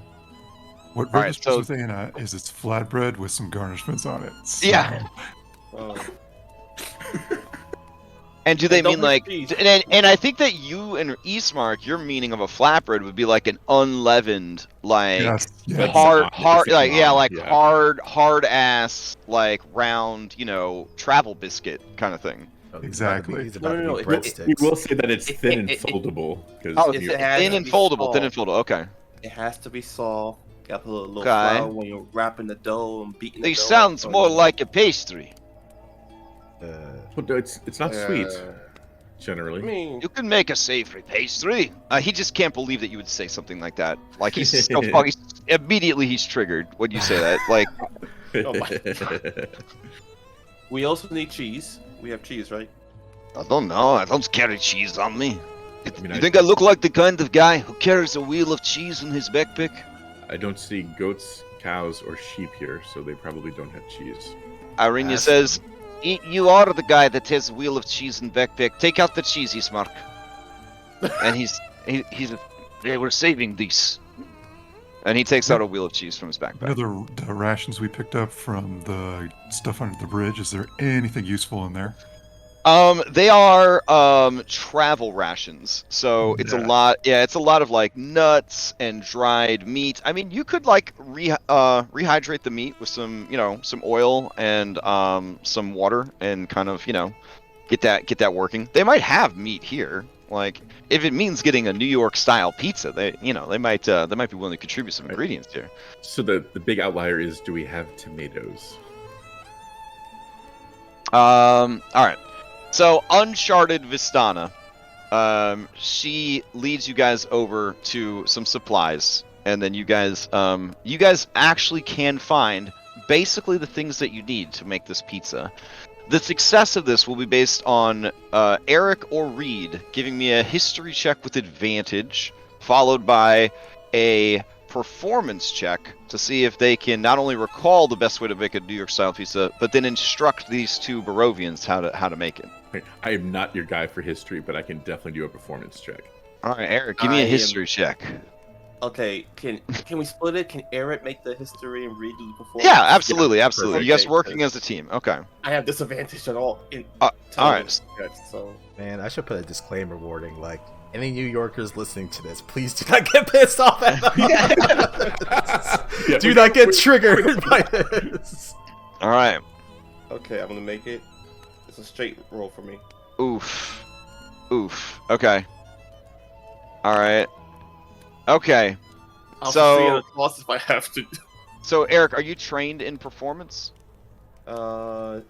No, I'm. Okay. All right. Oh, So, did I roll that badly. so you guys, basically, the keywords that you gave them is floppy, cheesy, and that's about it. Floppy and cheesy. Reed, you either provide not enough detail and attention and get distracted by all the cuties around the camp, or you micromanage them to the point that they do a terrible job. But when all said and done, they do make pizza. I mean, And would this be honestly, based off even- of Anna's cooking. Oh yeah. Now they're gonna make it, and we're gonna see how good it is. But you know, as far as matching a New York style pizza, not so much. All right. So Anna, you have advantage because you and Eastmark are working together. Go ahead and give me a Cook's Tools. And Cook's Tools defaults to intelligence. Okay. I'll give you an intelligence check then. It told a great story, but can't describe a pizza. That should be it. Plus. Oh, beautiful. You went All too right. much into the outliers. Yeah, exactly. Yeah. So plus your proficiency, that's an amazing pizza. Just period. It's a little thin in some places, and it's a bit too cheesy for people that like a moderate to light amount of cheese on their pizza. And it's not mozzarella cheese, so it's more like a cheesy garlic bread with the marinara sauce kind of baked in. For those of you who have been away from the real world for as long as you have, it is a pleasure to enjoy such foods. And for everyone except Ursula, it is an amazing meal. Ursula is heard mumbling to herself that night that this is the fucking New York pizza. But everyone else, especially the children, who this is like cocaine for children, are just so happy about the pizzas you guys keep making. Ursula is one of those people. All right. Reed's gonna do that thing where you go up to somebody at a bar and you try to make someone else jealous. Yeah. Oh, okay. So he'll just start talking to Stefan. Okay, sure. Yeah, give me either a performance or a persuasion. So if how would you feel about Reed using the actor feat to kind of beef himself up when he does that to get advantage?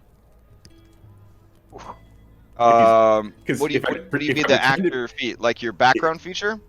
Well, the feat, like if I pretend to be a different person, then I'll. But you aren't a different person. You're Reed Sterling. Who would you be pretending to be? Okay. Are you right. Robert? Are you Robert Sterling? I don't understand. No need to lie. All right.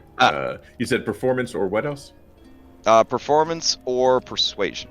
We'll do persuasion. Okay.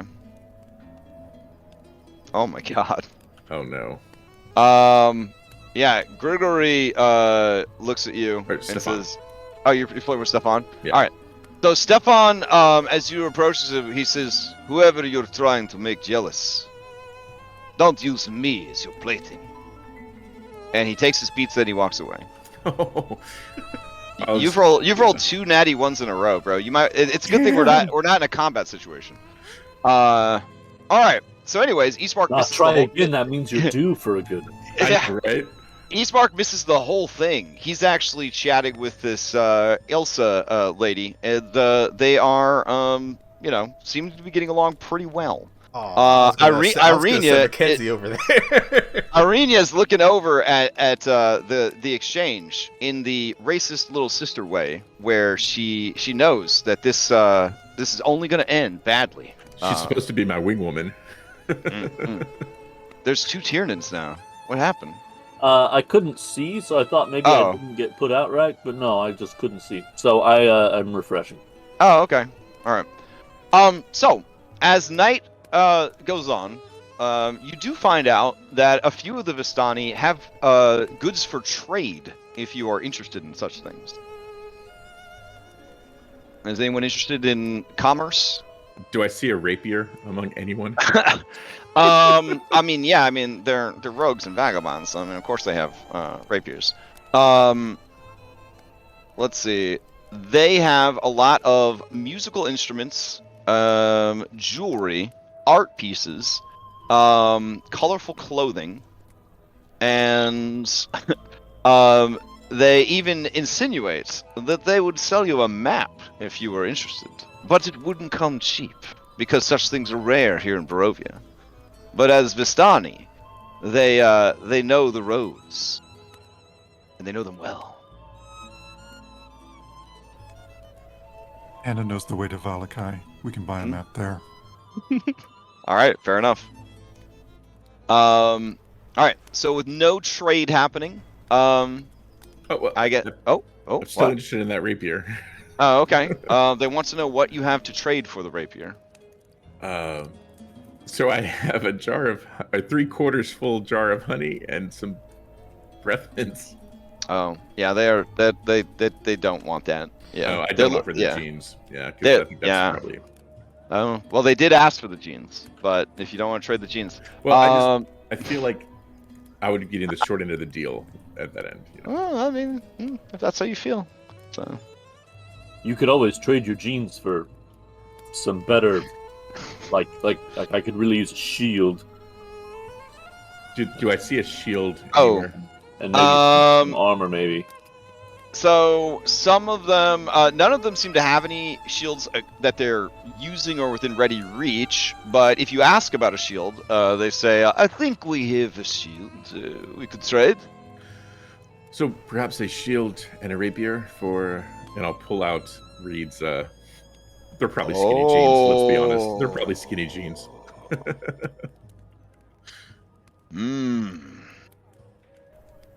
That is a good trade. All right. And if you happen to have something less, and I'll look something more timely as I look at my clothes and see that they have some fine clothes that are more modern. All right, give me a persuasion. Oh, come on, no natty ones. Okay, he says, all right, for blue jeans, it's worth it. So they give you a set of common Vistani clothing, and then a shield and a rapier. All right, out of curiosity, do they take the old fine clothes that I have, or do I keep those as well? I mean, if you want to keep them, they're yours. Yeah. Well, I'm just like, maybe I don't want to dress as Vistani and yeah, probably not. Yeah. Yeah. So. All right. Do they one pair of blue jeans down. Let me update my notes. I'll note that mine are gone. Oh, sorry, 2 pairs of blue jeans gone. Excellent. Do they happen to have any supplies? Healer's kits? Any? They do. Herbs? They do. What would you be willing to trade for a refill of your healer's kit or a new healer's kit? In this campaign, the fair market value of a healer's kit is actually 5 gold. Yeah. Honestly, I don't know what areas we need a mod for. Darius, would they take this? And she hands him Dana's phone. Oh. Sure you don't want that? I don't know how to use it.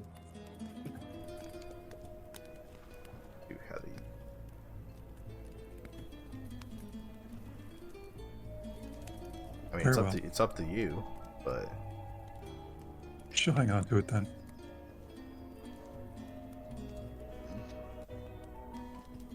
All right. What about? Go ahead. Should Eric look for a compass?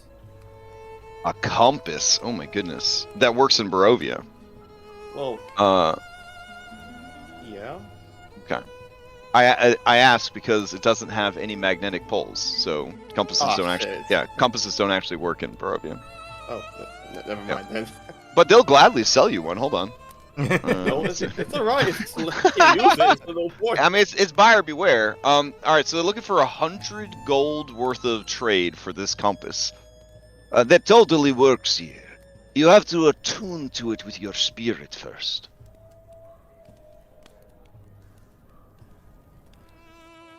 Right. Irene is behind you, and she's like in gremlin mode, and she says, Well, why would you say that it totally works here? Why would you need to say that if it totally works? That seems like a weird thing to say, don't you think? the Vistani glowers at her. She glowers back. And she says, Eric, this guy is trying to rip you off. Have him show you the compass working. Because I don't think that the compass would work unless it's one of those sticks that you can douse things with. Those work very good. I use them to find leeches. Okay, which way is north? What do you mean? You're asking me that? No. Oh, the guy? The guy, not showing you the face of the compass, looks at the compass, and then he points towards the top of your monitor. And he says, that way is north, of course. Irene says, Everybody knows that's north because that's where the Ser Pool is. And that's the Ser Pool. Show Eric the compass. and then the guy puts the compass away, and he says, we are done here. And he starts to walk away. Yeah. You have to be careful, Eric. You can't trust these people. They're always going to rip you off, or break your heart, and rip you off.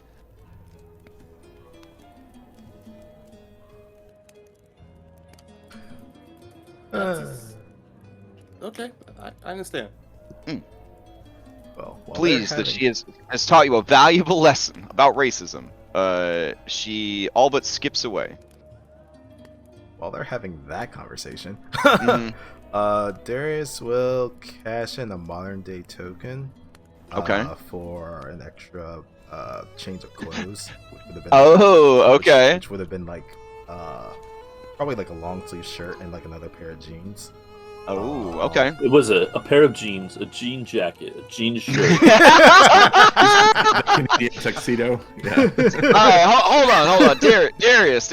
Am I to understand that on your vacation retreat, your spare change of clothes was nothing but denim from head to toe, multiple layers? Is that true? Is that a truthful statement right now?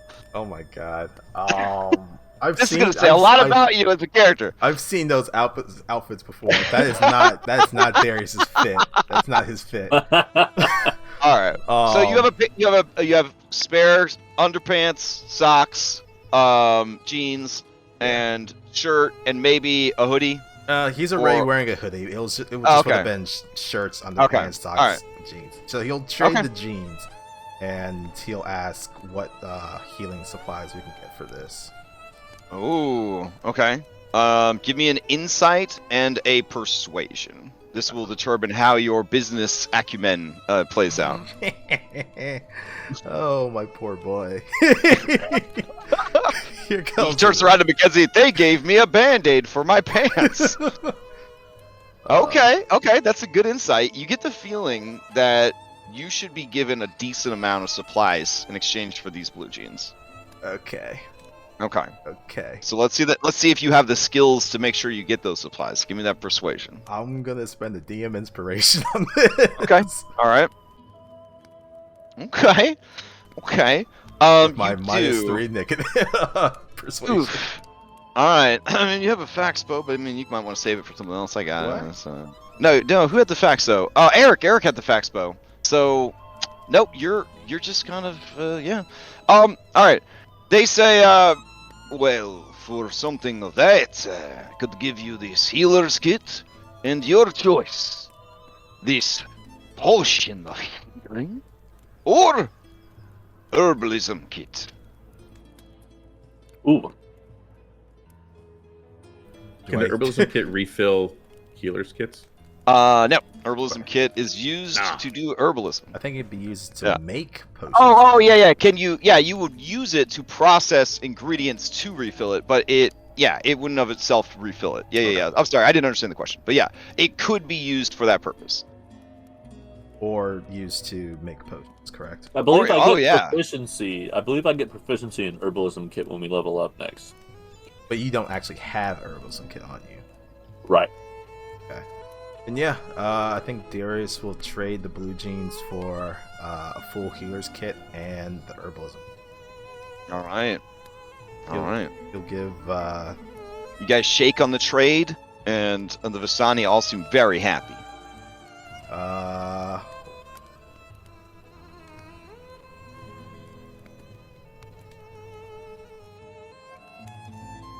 That's not it. D2, 1 is black, 2 is blue. Okay, they Okay. were blue. All right. Yeah, he'll give the herbalism kit to Tiernan, and then give him, I guess, 5 charges of. Actually, no, he'll give Tiernan 6 charges of the healer's kit, and then 4 to Mackenzie. So they're each at 5. All right. Fair enough. Anything else that you guys would like to do this evening? Otherwise, you'd settle in for the night. Yeah. Before we Oh. settle, Reed's just going to quickly go to Stefan and apologize for being rude. All right, give me a new persuasion check. This will be a disadvantage because he's upset at you from before. He says, all is forgiven. But listen, friend. If you care for whoever this is, you should not play games. Life is too short, and yours especially. Wow. You may be right on. Oh, I am right.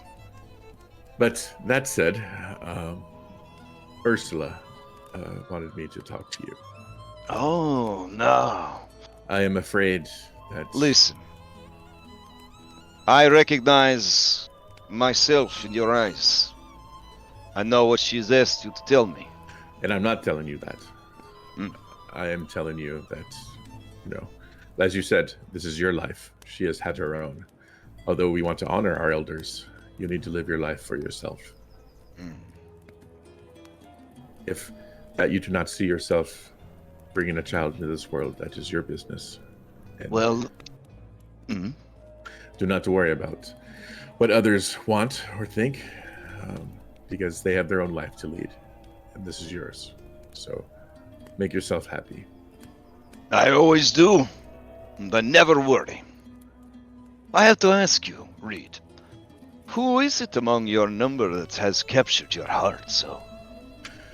Well, I don't think he's that into me, actually, because The Burgomaster's son. yeah, but something tells me that I should probably give up that endeavor. No. And I'll motion to him and Eliza and be like, really? Sometimes the hardest ground hides the softest soil. Well, I am a hopeless romantic. And Also, Ilsa is married. oh. She just is a shameless flirt. And I'll just kind of wink at Stefan, aren't we all? And I'll go back to the fire. Okay. All right. I'll pour Izzy some more wine and just drink with her. Sure. Yeah. Anyone else have any evening at the Vistani camp activities?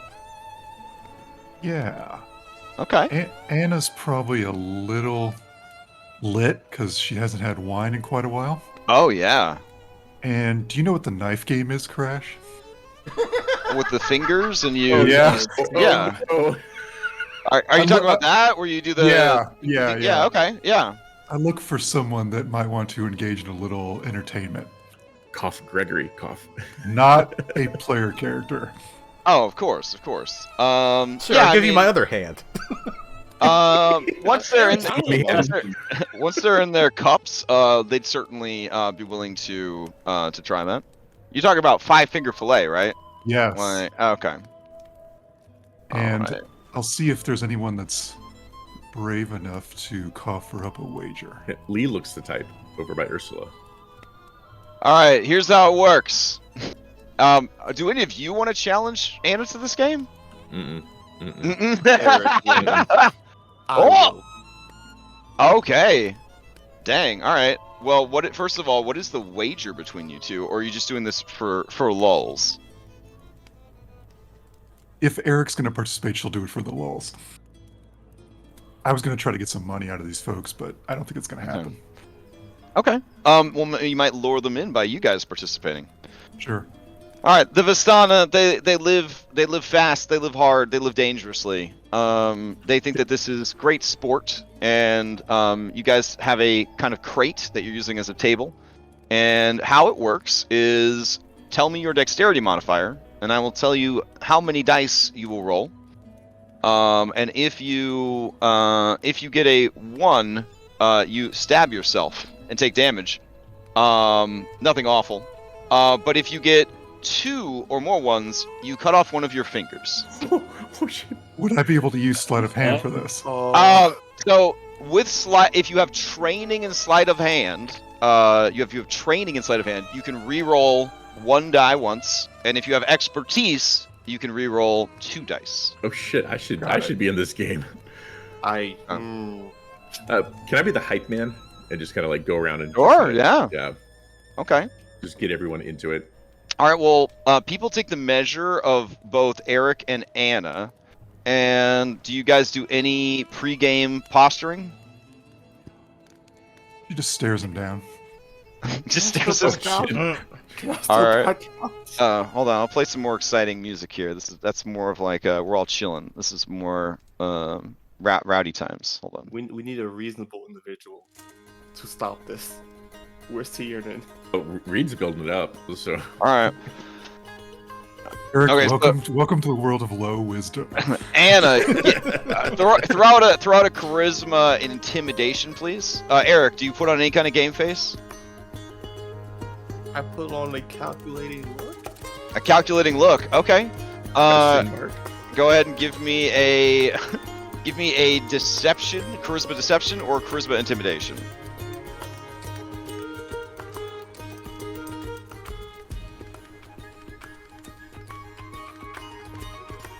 Okay. Eric looks much more confident and cool than Anna, who looks like a sweet drunken woman who's trying to look tough, but is just looking more sweet and drunk.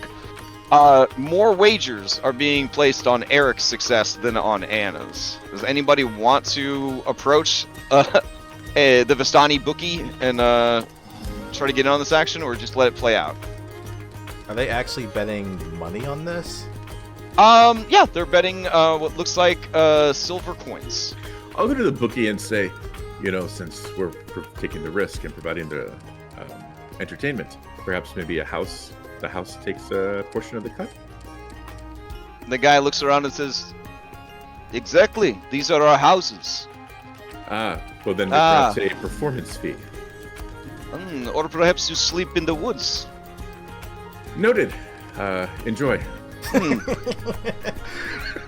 Darius will ask Tiernan for 5 silver. He wants to place it on Anna. Oh, okay. Yeah. All right. You'll make double your money if Anna wins. All right. Okay. All right. So, what is your dexterity modifier, Anna? +4. +4. Oh my goodness. What about you, Eric? +3.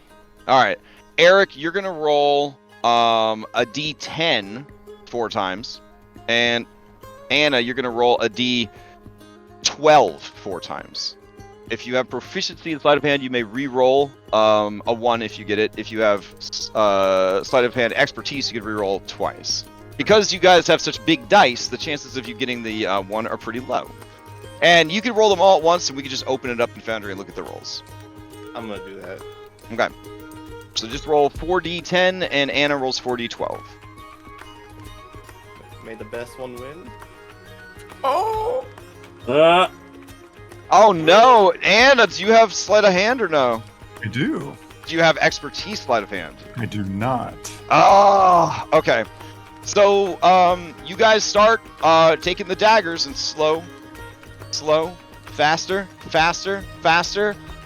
But after what must be 20, 30 passes, Anna, you nick your hand, and there is the telltale red flash of blood, and everyone cheers.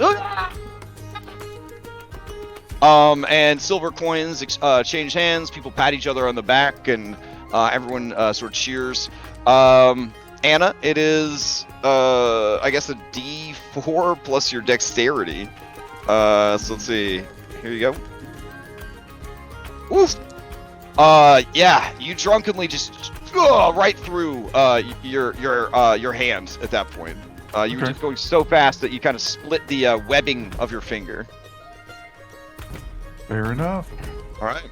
Do you guys go again, or?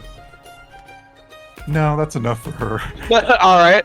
Eric, this impolite Vistani sneak, she moves next to you and slams her hand down to challenge you. Do you accept? Sure. Okay. All right. She is rolling d8s, so you will have a bit of an advantage here. All right. Ready? Go. What? Did anybody want to bet on them? I guess it's too late to ask, but. Oh, damn! She does have sleight of hand training. So let's see if she gets another one here. Oof. All right, so you guys keep going. The speed intensifying. Anybody jumping in here, or are you just going to let it ride and see what happens? All right, let's go. Roll the dice. Oh my god, dude. Someone stop me, please. Ooh, it comes real close. She almost cuts herself. Ooh. All right, you guys keep going. Faster and faster and faster. Splinters kind of coming up from the wood as you chunk. All right, roll a freshie. Here we go. Oh, there it is. Oh, all right. So, you make it so far along, blinding speeds, and then there is the squirt of blood as you. Wait, hold on. Do you have training in sleight of hand? No. But since I am taking damage, I can use tolerance to reduce it. Oh, that's a good idea. Here comes the damage. Let's see. Reduce it by 8. Oh, all right. Then yeah, you won't take any damage from it. So it's a superficial cut, but a cut nonetheless. Everyone cheers. Pats the girl on the back, and she nods to you, and stands up. All right. Do you guys have any other activities that night? You seem to have raised the mood and the cheer in the camp higher with your activities. We'll give Eric a hug and say, Aww. very well done. She's obviously super drunk. Mm-hmm. Regis whispers or mouths to Irina, "Wingman." Oh, right. And I see you like Eric, huh? Ooh, he's pretty cute with that eye scar and everything. It's okay that he's a coward because he's a very cool guy anyways, right? Oh, man. That's a real nice hug you got there. She looks back at you, Reed, like, how am I doing? Darius just looks at Reed and it's like, this is what you wanted. I'll just look to Izzy and be like, I can't. I think she thought you wanted her to be the wingman for Anna. No, but she I'll just, if I have any wine left, I just down it and just get lit. Okay. No. Isn't Anna the body of a high schooler? Yes. Yeah, it'd be very inappropriate, Eric. It'd be very inappropriate. So. It is. That's why I'm not. Tyrion is just quietly enjoying everyone else's shenanigans. I think Like Darius he's just sitting there observing and laughing to himself. Darius just looks at Tyrion and is like, this is the group we're with. Yeah. Oh man. Entertaining though. Sure, that's one way of putting it. And then he looks down into the 40-foot hole that Ismark has dug himself, apparently. Apparently things did not turn well with Eliza. Alright, so now I will ask if any of you are bold or brave enough to roll on the Iron Hack / Skull and Shackles downtime table. Oh, yes. Absolutely. It's so With good. that response, So good. yes. Alright, so you're rolling on the carousal table. Give me a D-Hundy. If I see a D-Hundy in chat, I will know that you have caroused, which means that you have left your destiny up to fate. Okay. I'm drunk. Why not? Alright. I am curious. Yes. Yes. Oh my goodness. Okay. Oh, what the fuck? Okay, because I'm gonna put this out because Darius Okay. has street smarts. Uh-huh. I don't know if Oh, this it really... says carousing in there. It says carousing Yeah, in there. it Okay. does. I think...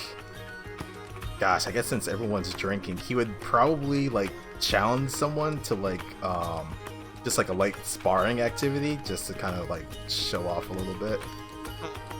I don't know where that will get. Because you rolled 100, I need you to roll 2 more times. Oh shit. There's that one. That one. Oh my. Okay. So, Just all even numbers. What the fuck? Yeah. I've noticed. Let's see. Eric, Gibby. So Eric, Reed, Anna, Darius. You're not gonna roll, Tiernan? You know. I already established that I am spending the night people watching. Oh, okay. Fair enough. All right. So I will fade out the music as nighttime passes, and it passes into evening, and then into the next day. So let's see. We'll just go ahead and play some. Let's see. So, does this count as a long rest for us? Yes. Well, depends on what happens with your carousing, actually. So hold off on that. Okay. This That's is a- a very dangerous table you've rolled on. As the lowest roller, I'm nervous. That's the highest roller. I'm nervous. Alrighty, let's take it in order, I 100 is guess. just you roll twice. And take Okay. and take the worst. Oh, and take the worst. Great. All right, so let's see. We'll start with Eric with a 42. Hey, where's all the music? Oh, hold on. Ah, here we go. We'll just have this just basic music in the background. All right, Eric. You fell asleep near the campfire, but kind of like off to the side. Half underneath the wagon, half in front of the thing. As you sort of look around, I need you to roll me a D4.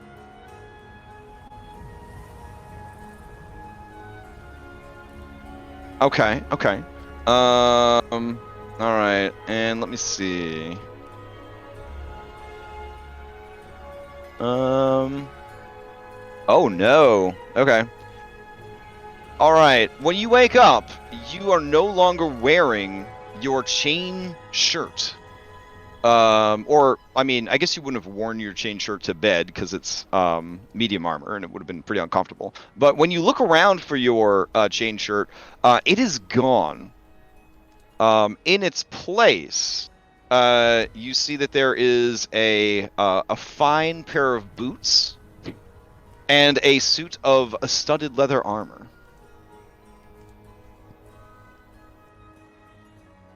He'll shrug and just be Nice. That's not bad, yeah. like, "It's an upgrade? Sure."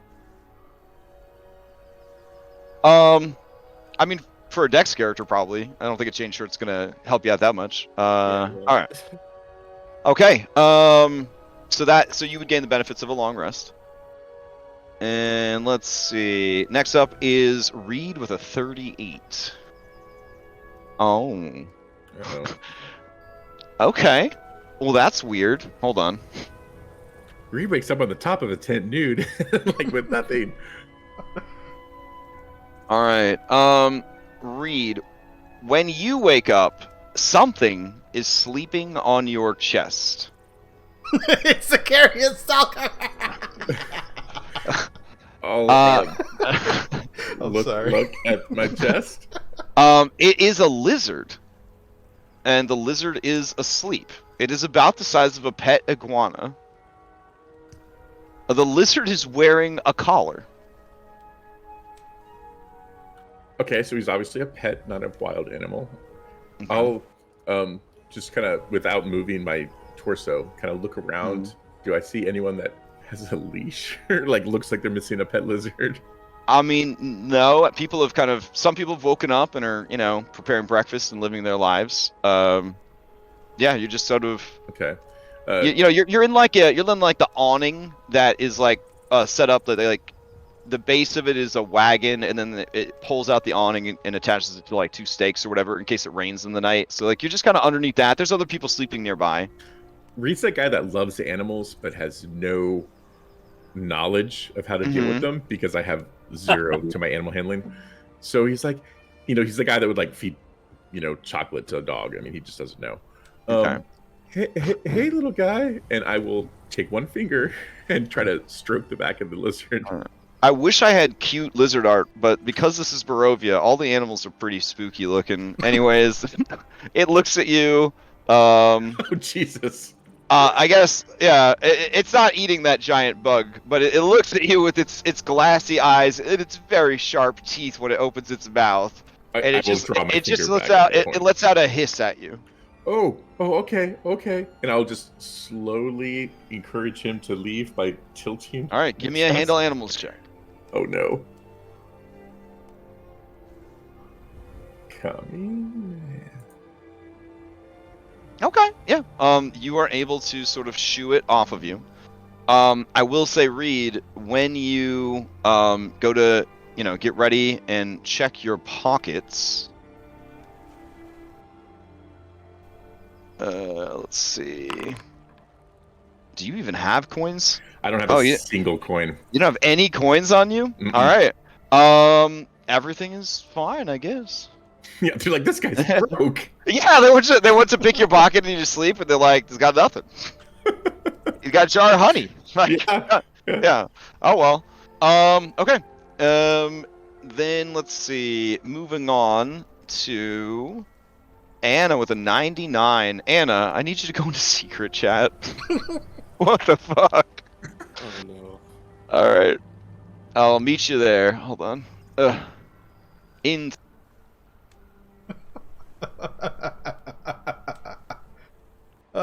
man. Reed's like, did I sleep with a lizard? You did. It looks like you got lucky. This last was night, like a Reed. this was like a weekly What the fuck? this was like a weekly roll during the Skull and Shackles game. It's fantastic. Really? Oh yeah, I can imagine. You guys are a rowdy bunch. They're pirates. Uh, of course.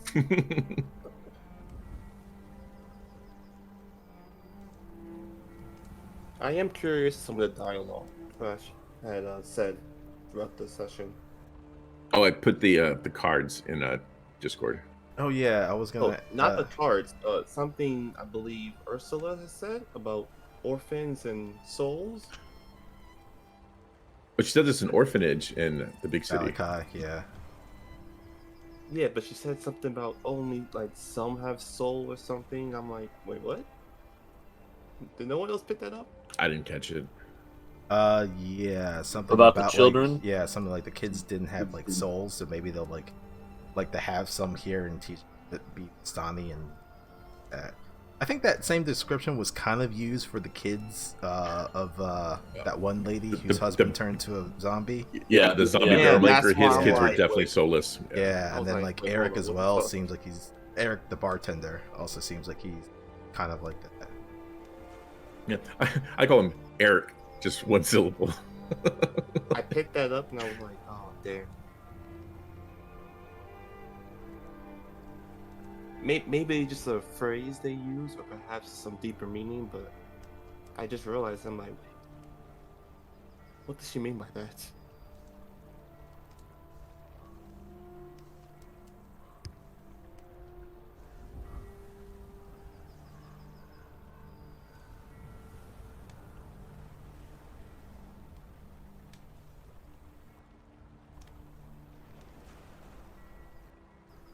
mean, I guess it's good Reed rolled a natty 1, or he would have woken up with something other than a lizard. Oof. Yeah, that would not have gone well.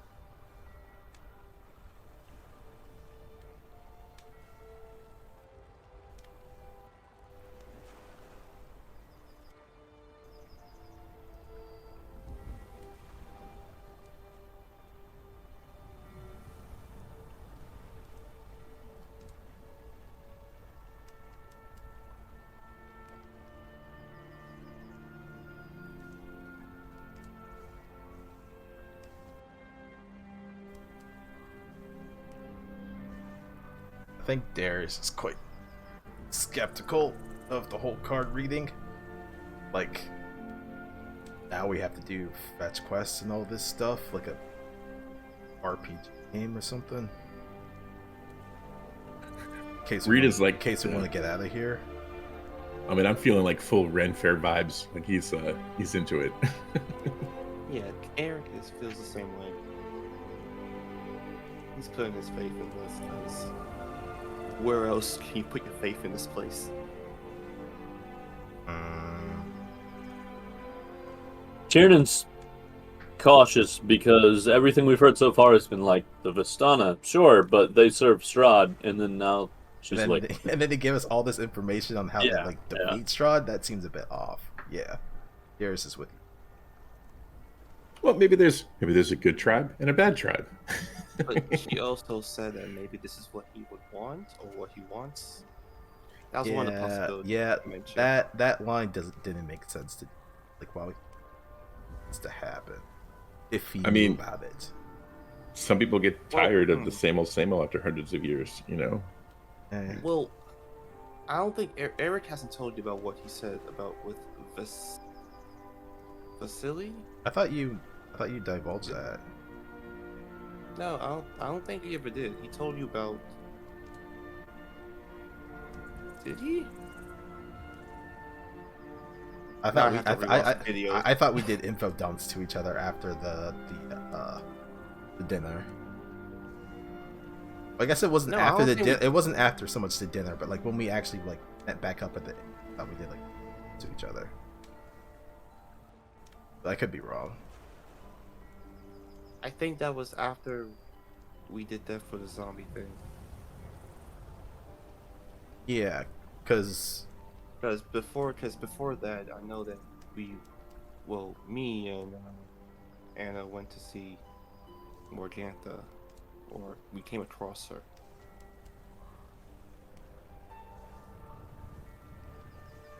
When Matthew was alive, of course.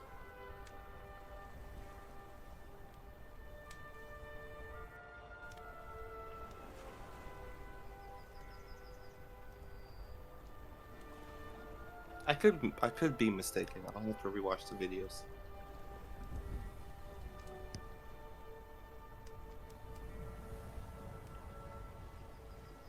Now I'm real curious what Anna got. Jeez.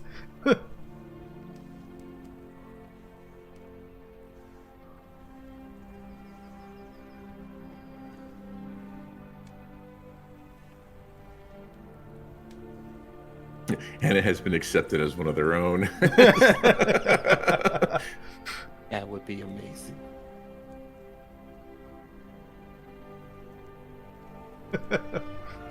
I feel like one of the results on that thing should be like a shotgun wedding. What the fuck? Congratulations, you got a husband now. You're part of the Vistani clan here. Oh man. All right, so Anna, you wake up and man, your arm still hurts, and the cut from last night's games is definitely throbbing. But other than that, you feel really good. Okay. Last up, we've got Darius. All right, 40 or 80. What's the worst? Let's find out. Does it have to be the worst? I hit 100. Doesn't that mean I win a prize? Yeah, right. Yeah. Let's see. Congratulations, you're blessed with suck.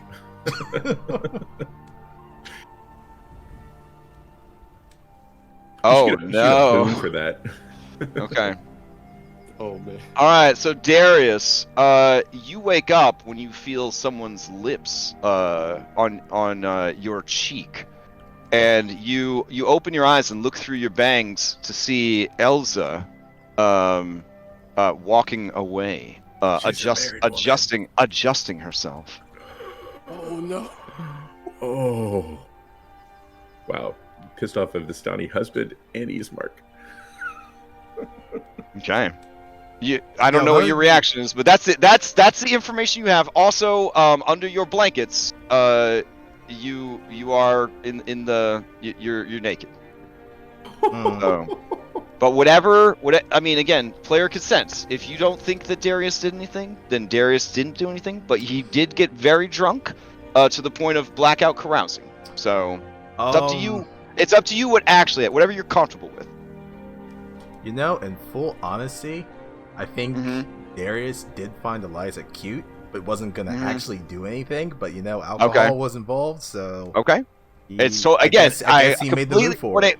When it comes to consent of this nature, I'm never gonna say, "Oh well, you rolled on this thing, so it happens." So if you think it happens, then it happens. Otherwise, you just had a little cuddle. You just had a little cuddle.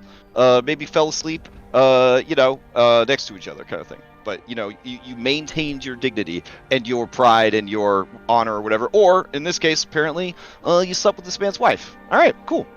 So Darius runs out of tent. We gotta go, guys.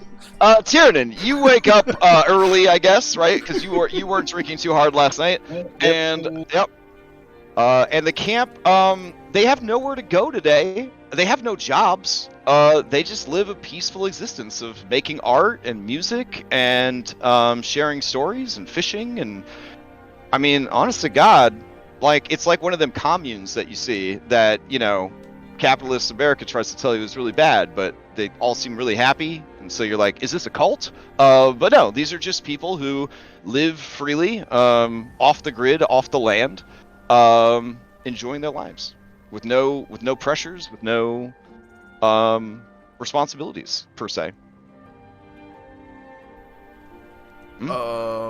Okay. We could just spend another day here. I guess we could.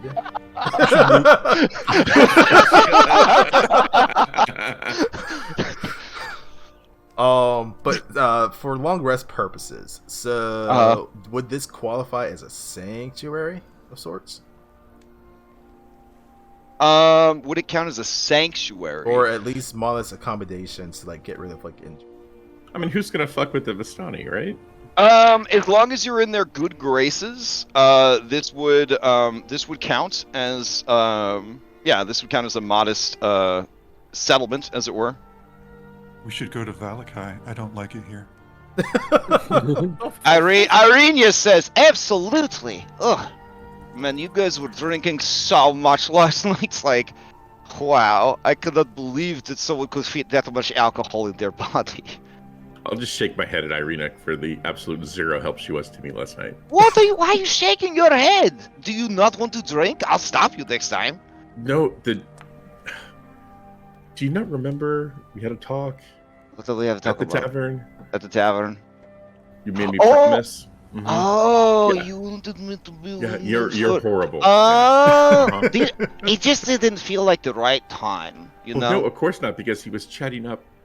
Wait, where's Eliza? He wasn't chatting her up. He's just being polite.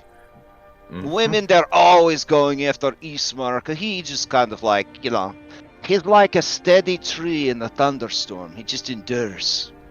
It's kind of like that for me. I'm not trying to say that I'm the hot stuff, but they do call me the Rose of the Valley, and I have a lot of suitors. So. Yes, you're very attractive. We can all No, see. I'm not saying that. I'm just saying that there's something about me, I think, that just draws people in. You know? Plus, you got the hair working for you. So Yeah, as a soft boy with nice hair, you have to understand the same problem. Hmm?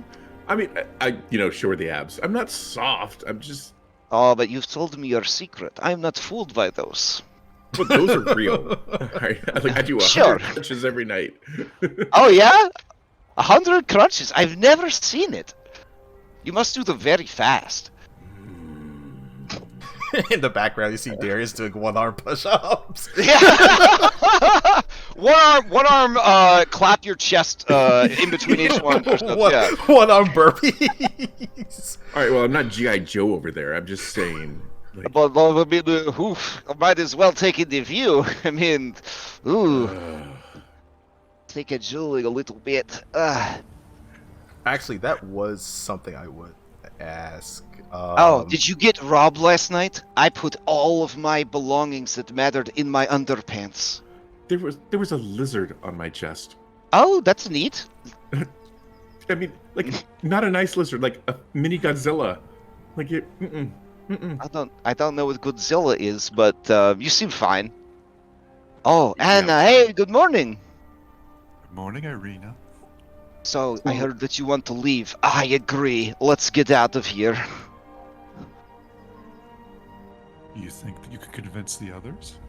Oh, I don't know. They'll probably think that I just want to leave because I don't like the Vistani very much.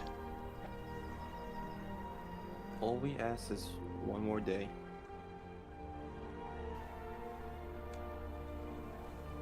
Alright, I'm gonna throw up a poll here. You guys decide what to do.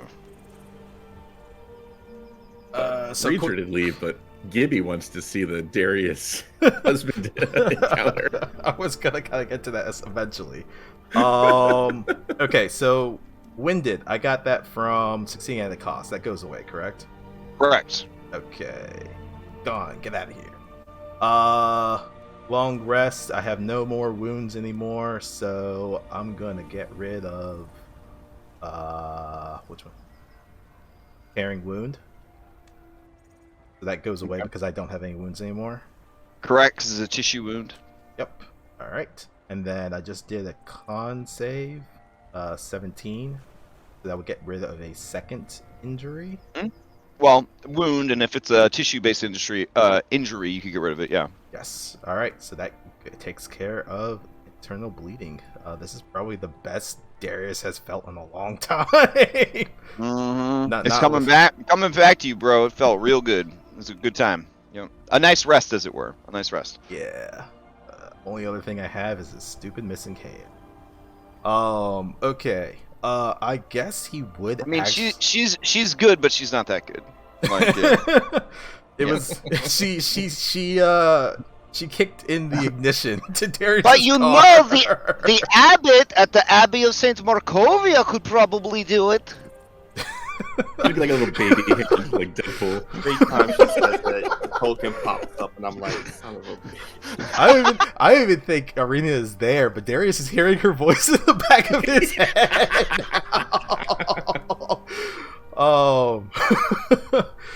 But he actually does go. Does he see Eliza in the camp? Yeah.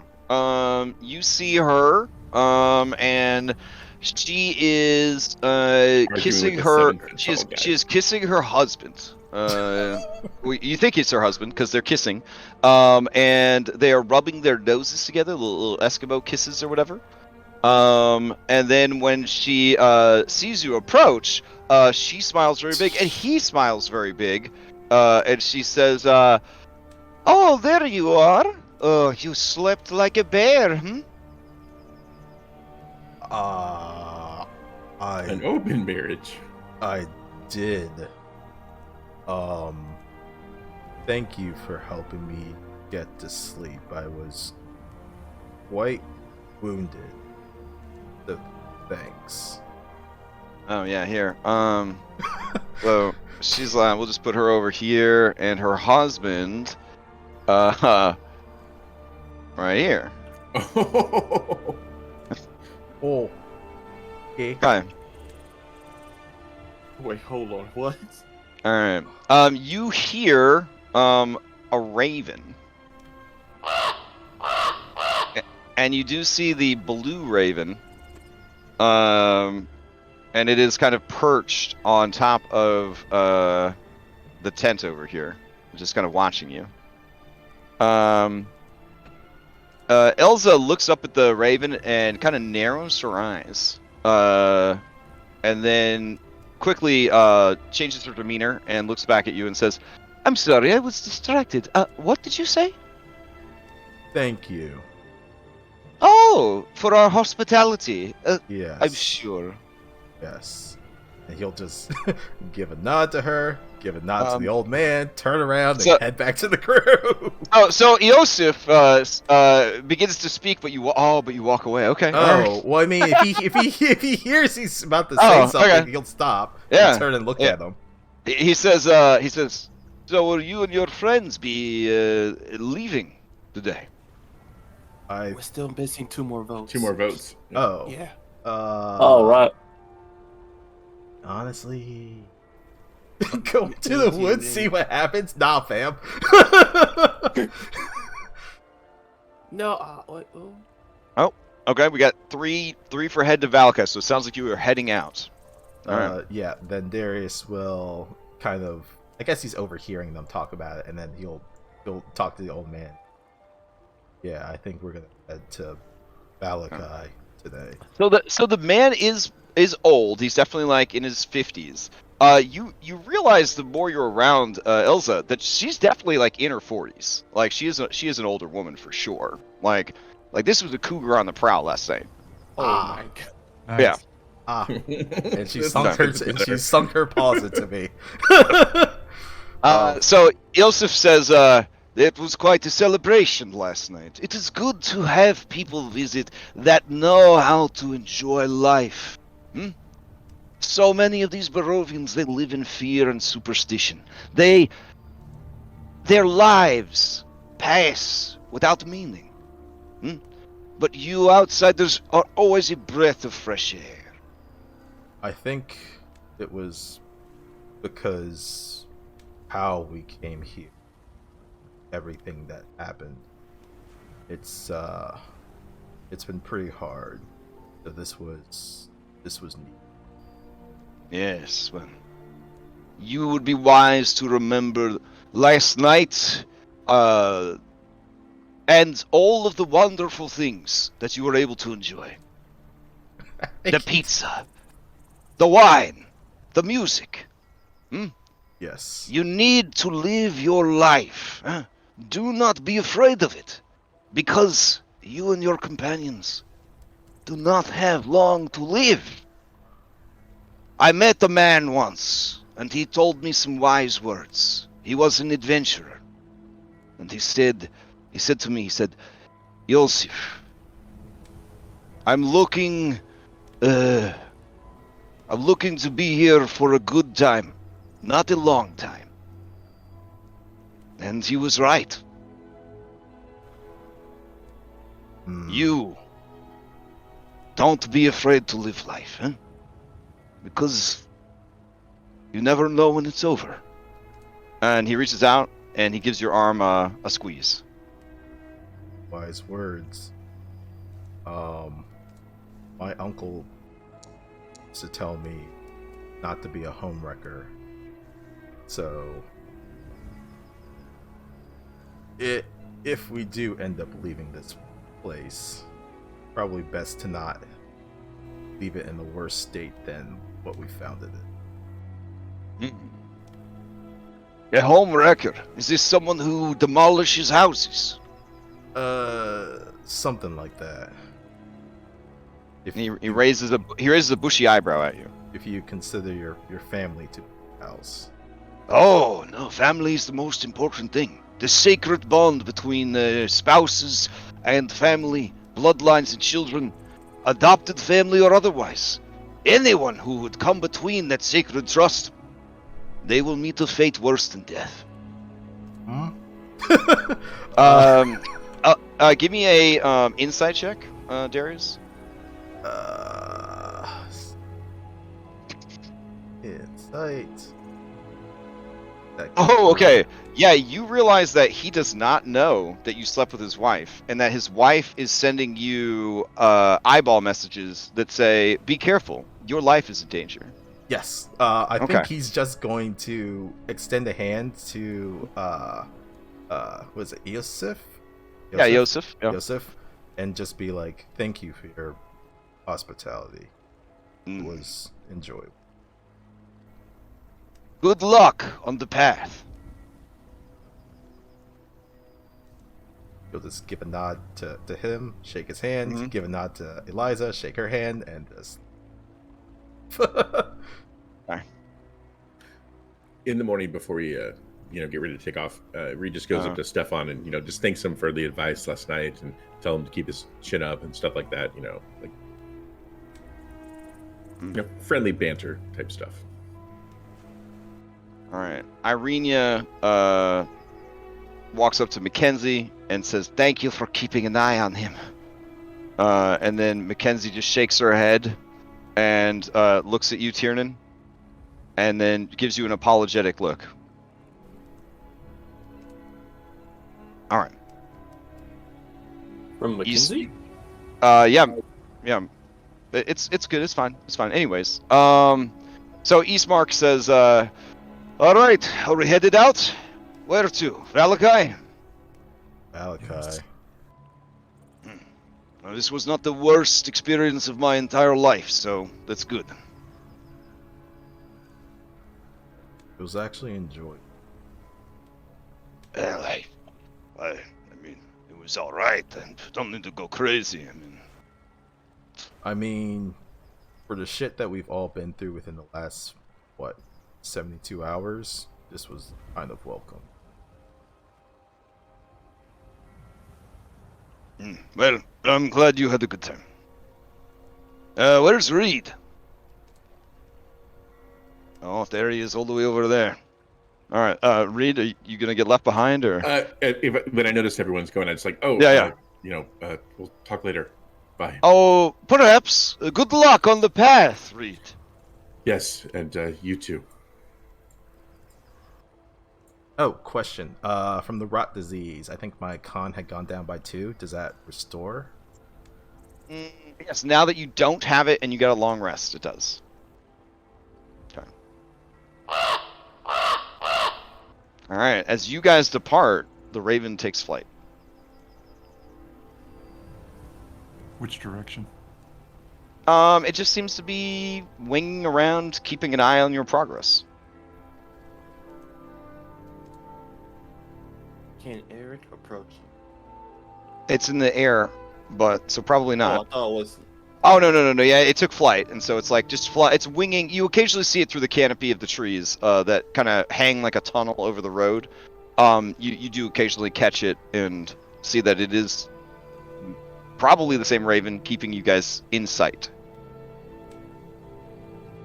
He'll try and take a picture while it's Okay, sure. All right. So it is time to travel. I'll take you back to the landing page. Okay. Whew, what a visit. What a night. Let's see. Oh, at the end of today's session, I will get you a copy of your reading if you were not able to get all of this stuff written down while we're discussing it. I'll probably go back and watch them. Okay.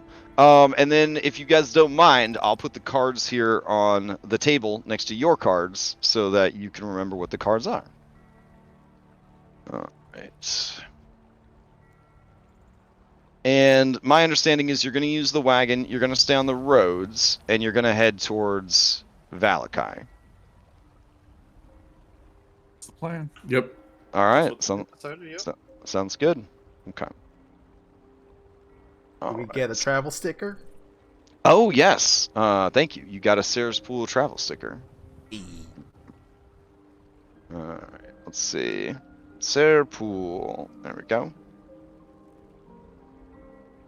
Should we put a notch in that for Darius? All right, here you go. Ah, lovely. You stick it on the wagon. Put it right there. That seems good. Can you guys see it, or is it below everything? It's, Yeah, got it. yeah, Okay. it's like kind of later. Yeah. There you go. All right. Sweet. Let's see. I have to calculate the distance, so you guys feel free to roleplay amongst yourselves while I load up your travel log. I guess as we're kind of just sitting in the wagon, that raven's still following us, right? It seems to have followed you. Yeah. Seems to still be there. We're kinda Right now, just- it's only been about an hour so far. I guess he's kind of just like watching it as it's like flying in the air and stuff like that. And we'll kind of turn to the rest of the party. That Ava lady said something about ravens pointing us in like direction of a treasure or something like that. You think it's that one specifically? I mean, she said a raven. I don't know if it's this one. The only raven we've come across. Well, actually, Tiernan and I saw a raven up the road yesterday. Yeah, we heard that one calling. Same one? It looks the same, but with that being the only possibly two ravens we saw, I mean, maybe they all have blue wings here.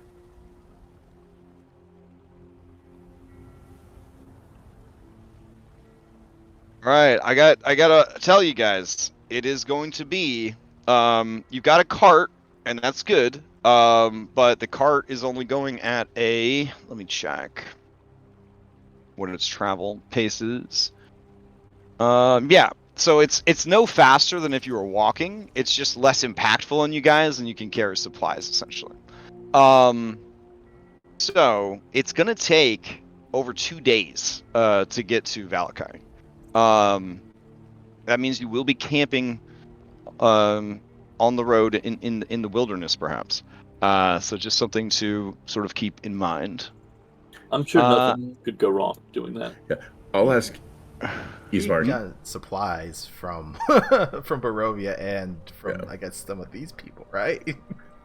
One more day wouldn't have hurt. That's all I'm saying. Well, are there any settlements between here and Valakai?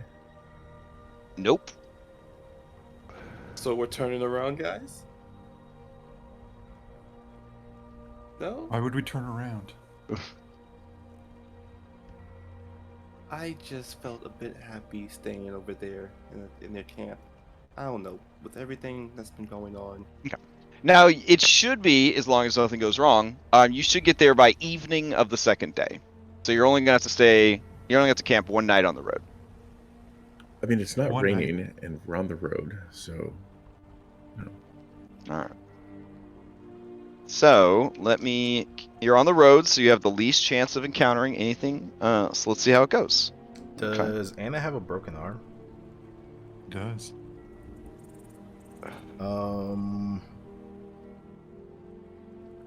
I guess Darius will look at Tiernan and Mackenzie, see if they can't treat her arm. Or is that only during a long rest activity? Yeah, I think so. Well, we can set it, I think. Yeah. Do you need a healing? But it takes like healer's kit?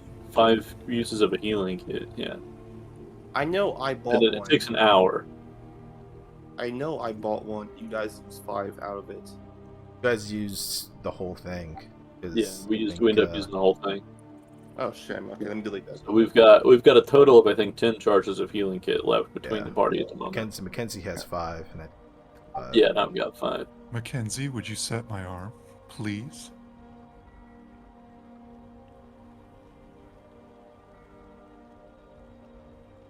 I mean, she definitely would. Yeah. Oh. All right. So she will assist Tiernan. Tiernan can make the roll. Is that what we're asking for, or do you need her to roll it independently? I got it. Okay.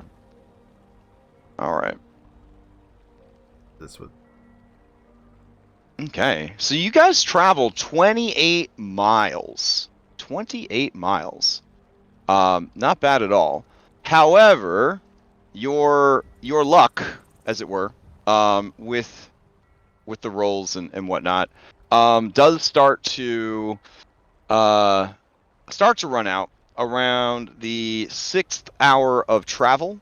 The skies begin to pour down rain. You watched the storm kind of building throughout the day, and the Raven stopped following you guys after about an hour or so. And other than that, it was kind of a chill thing. You took a shortcut from the Sayre Pool along the river until you reached the Sayre Falls. And the Sayre Falls are actually a bridge over a massive waterfall. I can take you over to that map real quick so you get a shot of that. Hey. Oh man, that's nice looking. Yeah. So you passed over that, and then you sort of continued your journey. But then the skies opened up, and just a terrible torrential downpour starts, and it is real bad. Let's see. The sky opens up, rain pelts down, drowning everything in a torrential storm that beats down on you like the eyes of the devil himself. You hear, up in the sky, in the clouds, the rumble of thunder, but beyond that, you swear that you can hear someone laughing softly. All right. Email. It is a male's voice, and it is a deep, low chuckle. All right. Because this is heavy precipitation, you guys have disadvantage to all perception checks moving forward. It is hard to see. A knowledge nature might be able to determine, or survival, might be able to determine how long this rain will last. And how bad the implications of it might be. I think Darius is definitely going to get off the cart and walk beside it to lighten the load a little bit so that it doesn't get stuck. Yeah.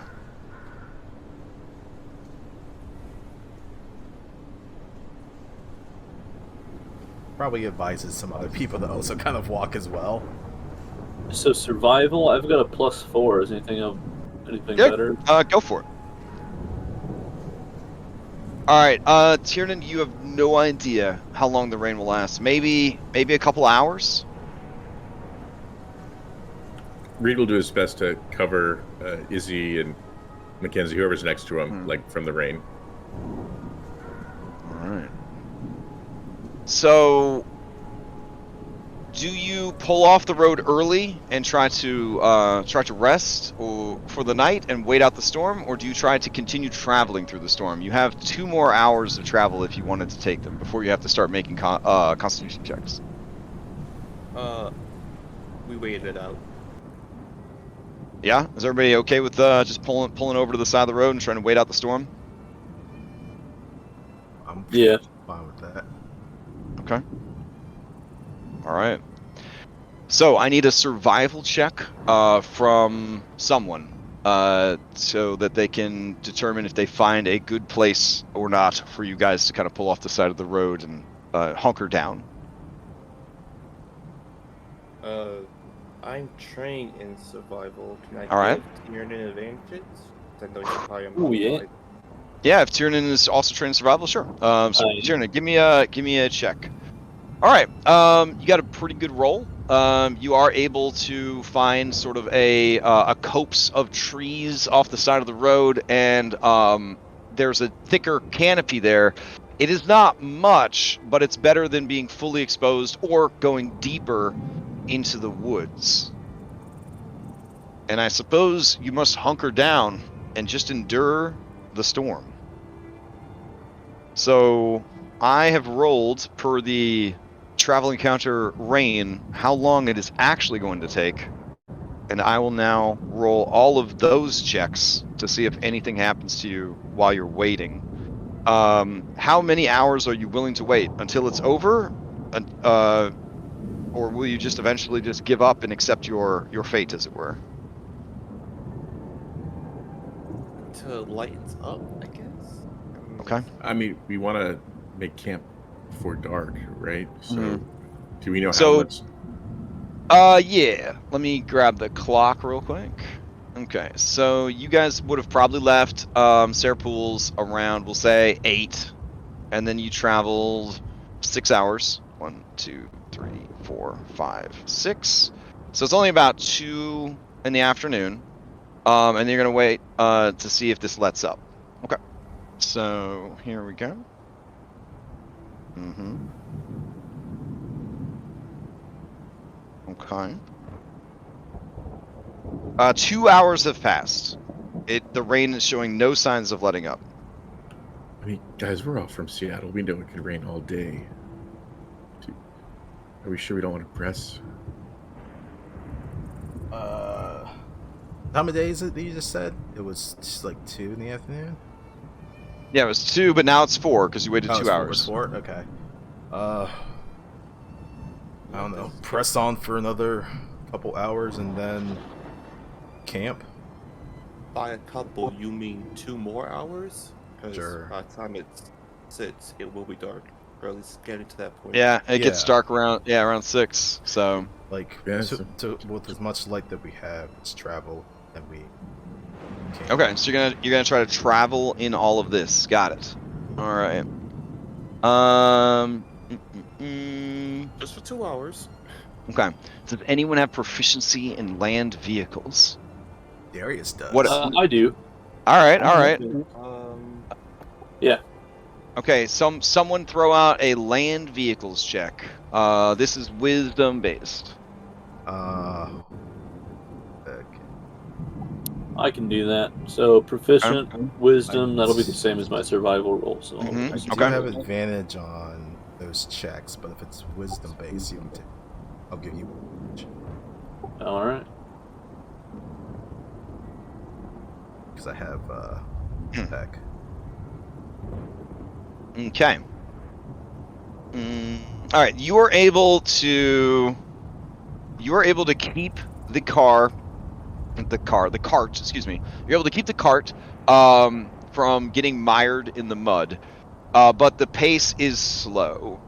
You imagine that in this rain, you're maybe traveling a third as fast as you should be. And so you travel for another 2 hours, and at that point, the natives who are used to telling time, in their guts, Ismark calls out over the pounding rain and says, "That is enough for today. We should set down. There is a road. I don't know if you can see it through the rain, but up ahead, it branches off to the west. We could see if there is I don't know, something there. Or we could just wait at the crossroads. Or something else. What do you all think?"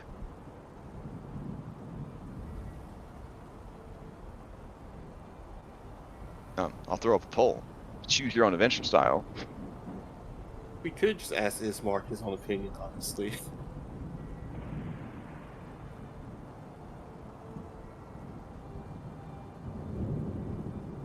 Okay. Camp at crossroads. Find camp in woods. Okay. Camp further down road towards Valakai. There we go. That represents the opinions of your NPCs.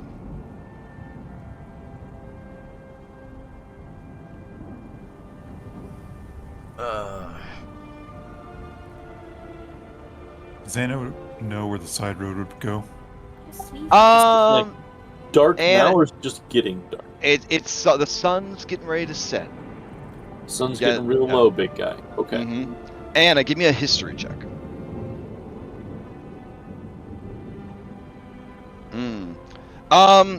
You think that this would probably lead to some of the outlying territories of Valakai.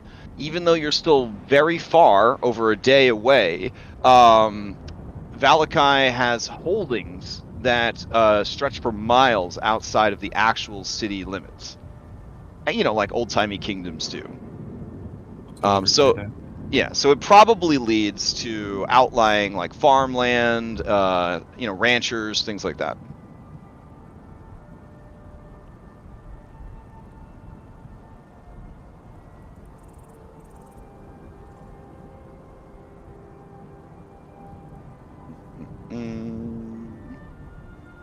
Okay, it looks like you guys are making your decisions.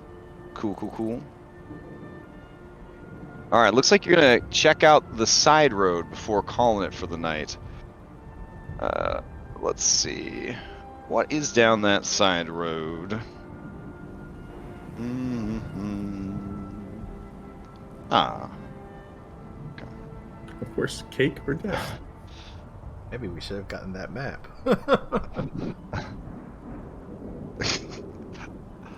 Look, I mean, no one was willing to trade their jeans for it. I traded mine for healing supplies. Well, You get I one in mean, Valakai. one might ask, how do you know that this is a side road versus the road to Valakai? There is a signpost, and the side road is not labeled, but the sign does read to Valakai and to Barovia Valley, in the two other directions. But the side road, is not labeled. But through the intense pounding rain, you turn the cart down the side road to see what waits for you there. And that's great. That's really good. All right, let me get this started for you. Perfect. All right, so I'll turn on some rain, some real heavy rain. Hopefully it doesn't break everybody's browser. Let's see.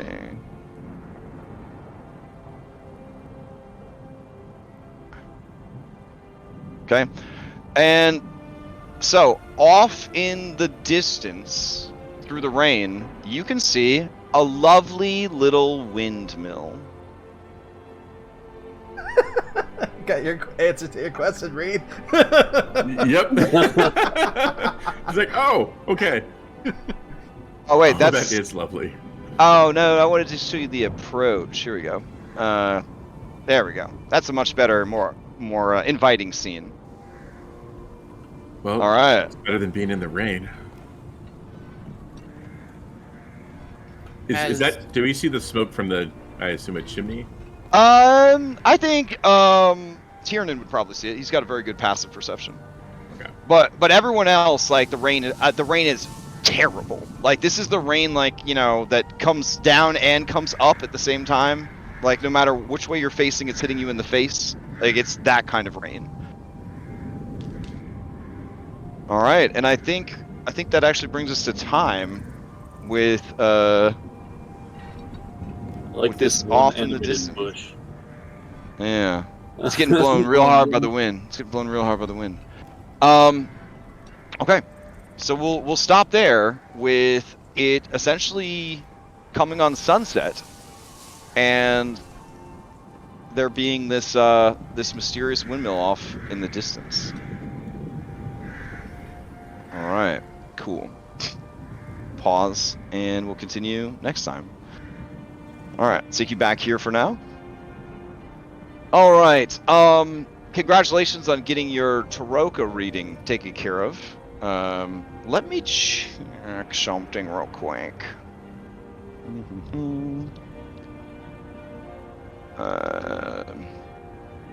I'm sorry if I'm keeping anybody that needs to go anywhere. I just want to check a couple things before we adjourn. Yeah, is it a milestone? What? Why would you ask me a question like that? It's so rude. Ugh. Just the rudest. Question that every DM loves Every to hear at the end yes, of the session. exactly. So It's like, rude. Oh my god. All right, let's see. It's like the kids asking, "Are we there yet?" Are we there yet? I will Roll a turn this. persuasion check. I will turn this campaign right around. I'm reading through the 15 possible milestones, and you can only get to level 12, but there's a lot of milestones, you know, so that you have coverage. Nope, you guys have not hit any milestones. A shame, a pity. All right. Damn right, it's a pity. Let's see what is happening on our server this tonight. Mythic Odysseys will continue tomorrow night. We got Odyssey Prime. Tuesday double feature. We've got Cyberpunk Red, and then we've got Pathfinder 2 Abomination Vault. Wednesday, nothing's going on yet. Thursday, we've got Curse of Strahd Nightfall. They are doing things as well.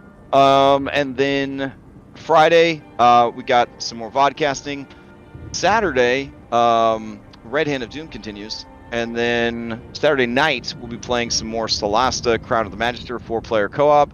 And then Sunday morning, we'll be back here. So, there we go. Anybody have any announcements before we adjourn? I have a PSA to make. Oh, what's your PSA?